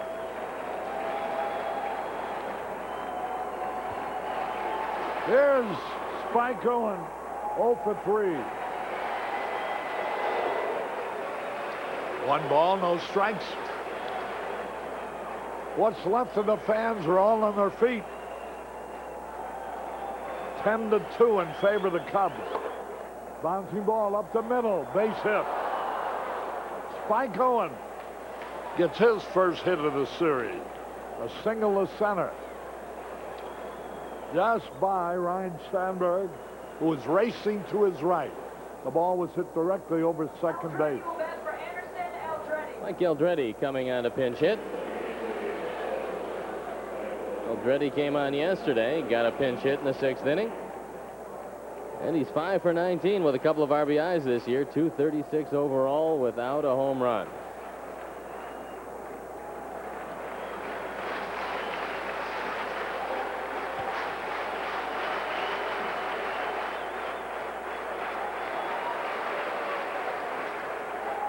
Aldrete, formerly of the Giants.